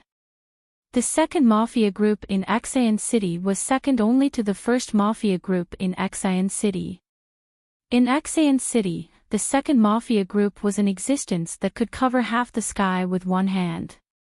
Such a large mafia group was annihilated by this man who addressed Ce as young master? How was that possible? Who are you lying to? You annihilated the second mafia group. We've only been in the police station for 2 hours. How could you annihilate a powerful mafia group like the second mafia group? I don't believe it. Lu Qi said bluntly. Enough, Xiao Qi. Seeing how Lu Qi kept speaking, and how every word that came out of her mouth was overbearing, even her brother, Lu Ziyun, could not bear to watch any longer. He immediately roared at Lu Qi, "Stop it. Go, you." Lu Qi was unrepentant. "Young master, this woman dares to question you. Do you need me to kill her?" Adam was a violent man. He was not afraid that they were in the police station, so he pulled out the Desert Eagle from his belt and pointed it at Lu Qi. Lu Qi screamed again, hugging her head when she saw the real gun. "No need. Let's go," Yun Jian told Adam. How could he disobey the young madam's order? Adam did not forget that Ce had warned them not too long ago. Yun Jian's words were his orders and everyone in an Hun group had to obey. Otherwise, they would be punished severely. Yes. Adam replied, and then he kept the Desert Eagle. Lu Qi breathed a sigh of relief after walking through the gates of hell once again. She was so scared that she almost lost her life. No one cared about Lu Qi's reaction. Ce turned to look at Adam and continued, "I'll leave everything here to you. Take care of everything." Did that mean that they were leaving? Qing Yu quickly asked Yun Jian, "Sister Jian, you guys are going back to Longmen City?" "Yes." Yun Jian nodded. Since she could not stay in Qing Yu's house any longer, she naturally left. Oh. Qing Yu was reluctant. In fact, Qing Yu was truly reluctant to part with Yun Yi. If Ce and Yun Jian were leaving, did that mean that Yun Yi was leaving too? Yun Yi suddenly spoke to Yun Jian, "Xiao Jian, I'll stay here for a while. I'll return to Longmen City after everything's settled. You guys go first." When Yun Jian heard this, she immediately nodded. Yes. Therefore, Yun Yi had a legitimate reason to stay. Adam also stayed behind to deal with the aftermath. Since Ce had killed Brother Hu, she should at least settle everything before leaving. On the other hand, Ce led Yun Jian and Xiao Yunju away. Before they left, Ce tossed the keys to her Lamborghini sports car to Adam for him to drive back. The reason why Adam could reach Xian City within 2 hours and annihilate the city's second-ranked mafia group was that he had taken a private helicopter over after receiving the news. The journey that was supposed to take at least 7 to 8 hours was a short while by helicopter. As for Adam's private helicopter, it was snatched away by Ce right away. Adam's private helicopter was parked in a large open space. There was a pilot in the private helicopter as well. Ce and Yun Jian came here with Xiao Yunju. Ce picked up Xiao Yunju, who was currently looking at the helicopter in amazement, swaying his head curiously.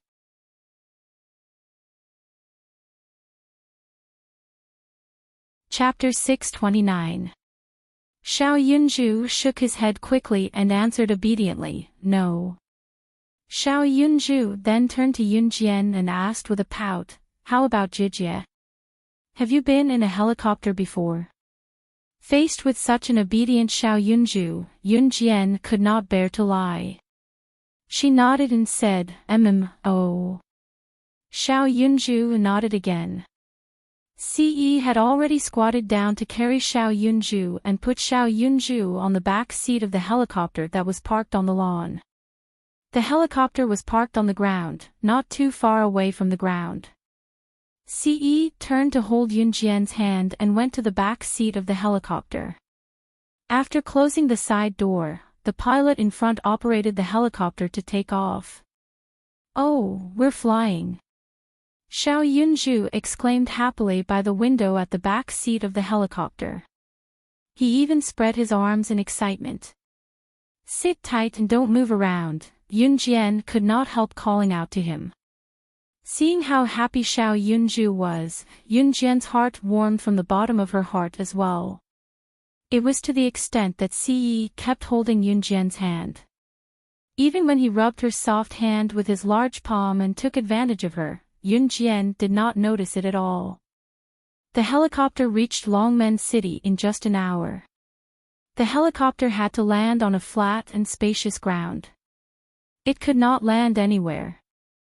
Therefore, the pilot who had been flying the helicopter without uttering a word found an empty spot to land.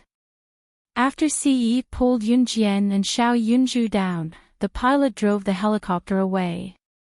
Jie, Ce, Gij, Xiao Zhu wants to fly a helicopter in the future too. Xiao Yunju's eyes shone as if he had found his lifelong goal. He was beside himself with excitement. Yunjian rubbed Xiao Yunju's head with a warm smile. It was already 8:00 in the evening. Initially, they had planned to stay the night at Qing Yu's house and return home the next day. However, with so many things happening and Lu Qi around, they could not stay at Lu Tai's house any longer. Therefore, Yunjian and Ce brought Xiao Yunju back to Longmen City. When he got home, he saw Qin Yiru and Gu Junjian sitting on the sofa in the living room, chatting happily. After a whole day of thinking, Qin Yiru came to a decision. Although she had not known Gu Junjian for long, it was hard to meet a soulmate. This kind of relationship was also fate. Qin Yiru had listened to Zhang Meihua back then and married Yun Gang dutifully. Not only did she ruin her own life, she almost ruined Yi and Xiao Jian's lives as well. Gu Junjian was an upright person. If she still considered him, wouldn't she be humiliating herself? Therefore, Qin Yiru agreed to Gu Junjian swiftly. Both of them were watching TV on the sofa in the living room, thinking of coming up with an excuse and telling Yunjian and Yun Yi when they came back to seek their approval. Unexpectedly, once the door opened, Yunjian and Ce came back with Xiao Yunju. Qin Yiru and Gu Junjian were still stuck close to each other. Caught out of the blue, Qin Yiru jumped in fright and almost slipped on the floor. Gu Junjian reacted quickly and caught Qin Yiru's hand. Xiao Jian, why are you guys back so soon? Qin Yiru asked guiltily. Gu said he wants to stay there for a few days, so we came back first, Yunjian explained briefly. Qin Yiru's expression turned serious as she told Yunjian with mixed feelings, Xiao Jian, Mom has something to tell you.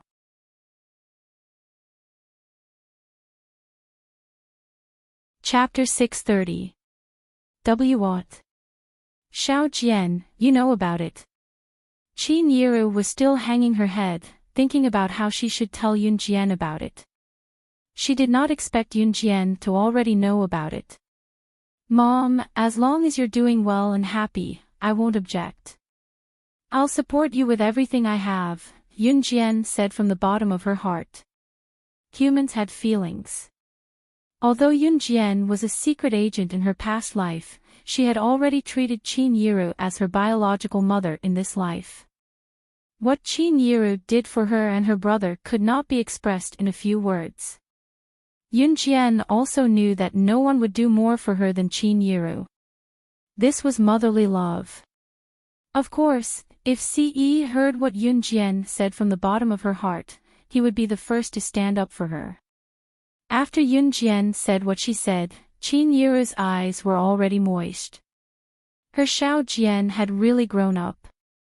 Qin Yiru still remembered that her daughter was quite willful when she was young and her results had always been mediocre.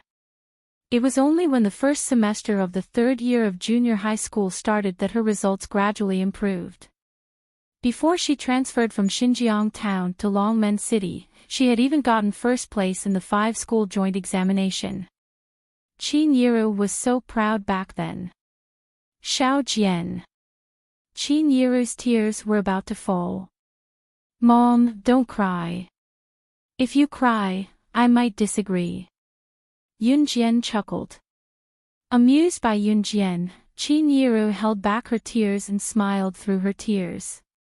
Gu Junjian had been standing beside Qin Yiru, patting Qin Yiru's shoulder to comfort her. I wonder if Xiao Yi will agree, Qin Yiru muttered to herself with a frown when the atmosphere changed. After all, to Qin Yiru, if either her son or daughter disagreed with her marriage to Gu Junjian, there was no chance of it happening. To Qin Yiru, Yunjian and Yun Yi were her life support and hope. Mom, brother will definitely agree. I'm sure of it. Yunjian said with a smile.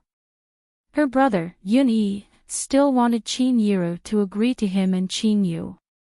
Moreover, Yun Yi would definitely want Qin Yiru to live well. Qin Yiru was relieved even though she did not hear Yun Yi's reply. Mom, let's go upstairs then, Yunjian said to Qin Yiru and held Xiao Yunju's hand as they went upstairs. Qin Yiru nodded. She was already happily sitting down to discuss the marriage with Gu Junjian. Gu Yunjian's parents were no longer around. Qin Yiru and Gu Junjian were both married for the second time, so their wedding could be slightly simpler. However, the necessary ceremony had to be completed. Of course, it was still early for the wedding. At this moment, Yunjian was already holding Xiao Yunju's hand as they walked to his room. Xiao Yunju was already sleeping alone. It was already past 8:00 at night. Xiao Yunju was still in his puberty stage, so he was already dozing off. Yunjian accompanied Xiao Yunju to his small bed in his room, turned off the lights and closed the door for Xiao Yunju before returning to her room. Xiao Zhu is asleep. Ce stood at the door and asked when she saw Yunjian coming out. Yunjian nodded. Yunjian yawned after she finished speaking, feeling sleepy all of a sudden. I'm going back to my room too. Good night.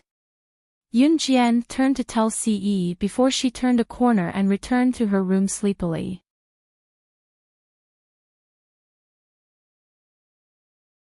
Chapter 631. Yunjian's back was facing Ce just now, so she had her back to Ce when she entered the room. She had planned to lean her back against the door to close it and lock it, but she did not expect Ce to be one step ahead of her and enter the room first. Just as Ce entered the room, he scooped Yunjian up and pressed Yunjian onto the big bed not far away. Ce's arms were wrapped around Yunjian's waist as he pressed Yunjian on the bed. Yunjian's back happened to be leaning against him. Yunjian was still wearing her pajamas earlier, but her sleepiness was all gone when she was suddenly pressed down. It was also at that moment that her cheeks flushed. The white lights in the room were on and the temperature was rising bit by bit. Yunjian could even feel Ce's breathing growing heavier on her back. Xiao Jian. Ce's masculine voice sounded like a starving beast that suddenly found food but dared not strike. Yunjian was startled. She could clearly feel that Ce's actions today were more uncontrollable than before. You. Before Yunjian could speak, Ce had already flipped Yunjian over and kissed Yunjian's beautiful lips fiercely, tossing and turning. Unlike the gentle kisses in the past, this kiss was heavy and ferocious, like a torrential river. Yunjian's heart was about to stop. As they kissed, Yunjian's gaze gradually blurred. While Yunjian was being kissed passionately, she suddenly felt a chill in front of her chest. Unbeknownst to her, her jacket and thermal underwear had been taken off. Yunjian was startled as Siyi's large palm moved to her bra. She pressed Siyi's palm down in time. Siyi was obviously intoxicated by the fragrant body. This was something he had never experienced before. Other than the tights on her lower body that were still intact, Yunjian's upper body was only left with a bra. Her ample bosom was wrapped by the bra as she lay beneath Siyi, fueling Siyi's desire. Finally extricating herself from Siyi's lips, Yunjian was pinned down and unable to move. Still, she panted a few times and blurted out what she wanted to say, "What's wrong with you?" Siyi hugged her and bent over, burying his head on Yunjian's collarbone under her chin and asked, "Is your mom moving to Yunjian's house after she gets married?" Yeah. What's wrong? Yunjian nodded. Are you going to follow her? This was what Siyi wanted to ask the most.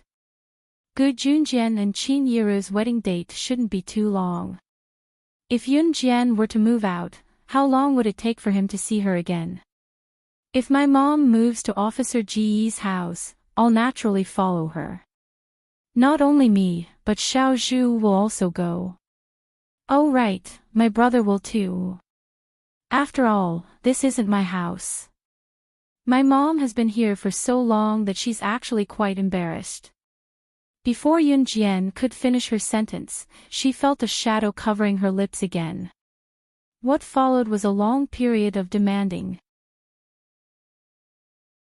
It was only when Yunjian was about to suffocate from the kiss that Siyi finally let go of her lips.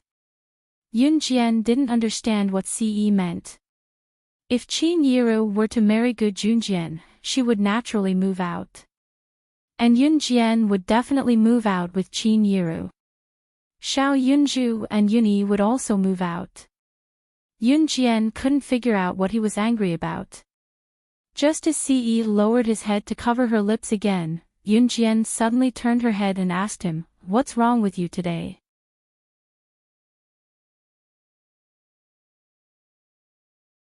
Chapter 632. Just as Siyi was about to kiss her passionately, the door suddenly opened. The door opened all of a sudden as Yunzhu popped his head in. When Siyi entered the room, he locked the door. However, his heart was on Yunjian when he locked the door, so he only locked it halfway. The door wasn't locked properly. Xiao Yunzhu was about to fall asleep in his room when he suddenly remembered that he had something to tell his sister. He ran to Yunjian's room to tell her about it. When the door opened, Xiao Yunzhu's head popped in. He opened the door excitedly and said, Sister, Xiao Zhu forgot to tell you that the school is having a parent-child sports day next week. Can sister and brother Ce attend Xiao Zhu's sports day together?" Before Xiao Zhu could finish his sentence, he had already opened the door and peeked in. However, before he could finish his sentence, he was shocked by the scene in front of him. His brother Ce was on top of his sister. "Brother Ce, how could you hit sister?" Xiao Yunzhu's words came to an abrupt end as he ran in with his short legs. When she heard Xiao Yunzhu's voice, Yunjian jumped in fright. She hurriedly pushed Ce. At this moment, Xiao Yunzhu had already run to the side of the big bed. He walked over and cried, "Boo-hoo, brother Ce, please don't hit sister." Xiao Zhu will be obedient. "Brother Ce, please don't hit sister." When Xiao Yunzhu cried, Qin Yiru and Junjian, who were downstairs, also burst into tears. At this moment, Ce immediately got up from Yunjian's body and covered Xiao Yunzhu's eyes. Yunjian used this time to quickly put on the clothes that Ce had taken off and sat on the bed with a guilty conscience. Qin Yiru and Junjian heard the commotion and ran upstairs. "What's wrong? What's wrong?"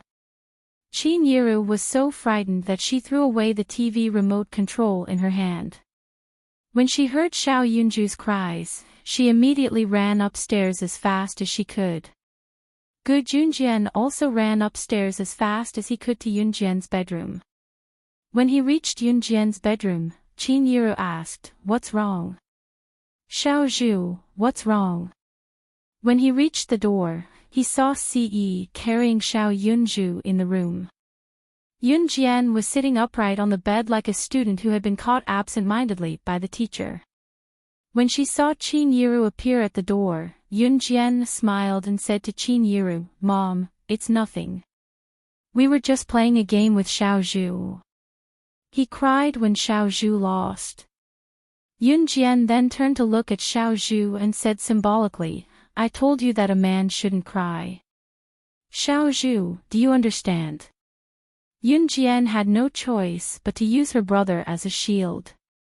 Xiao Yunju didn't know about this at all.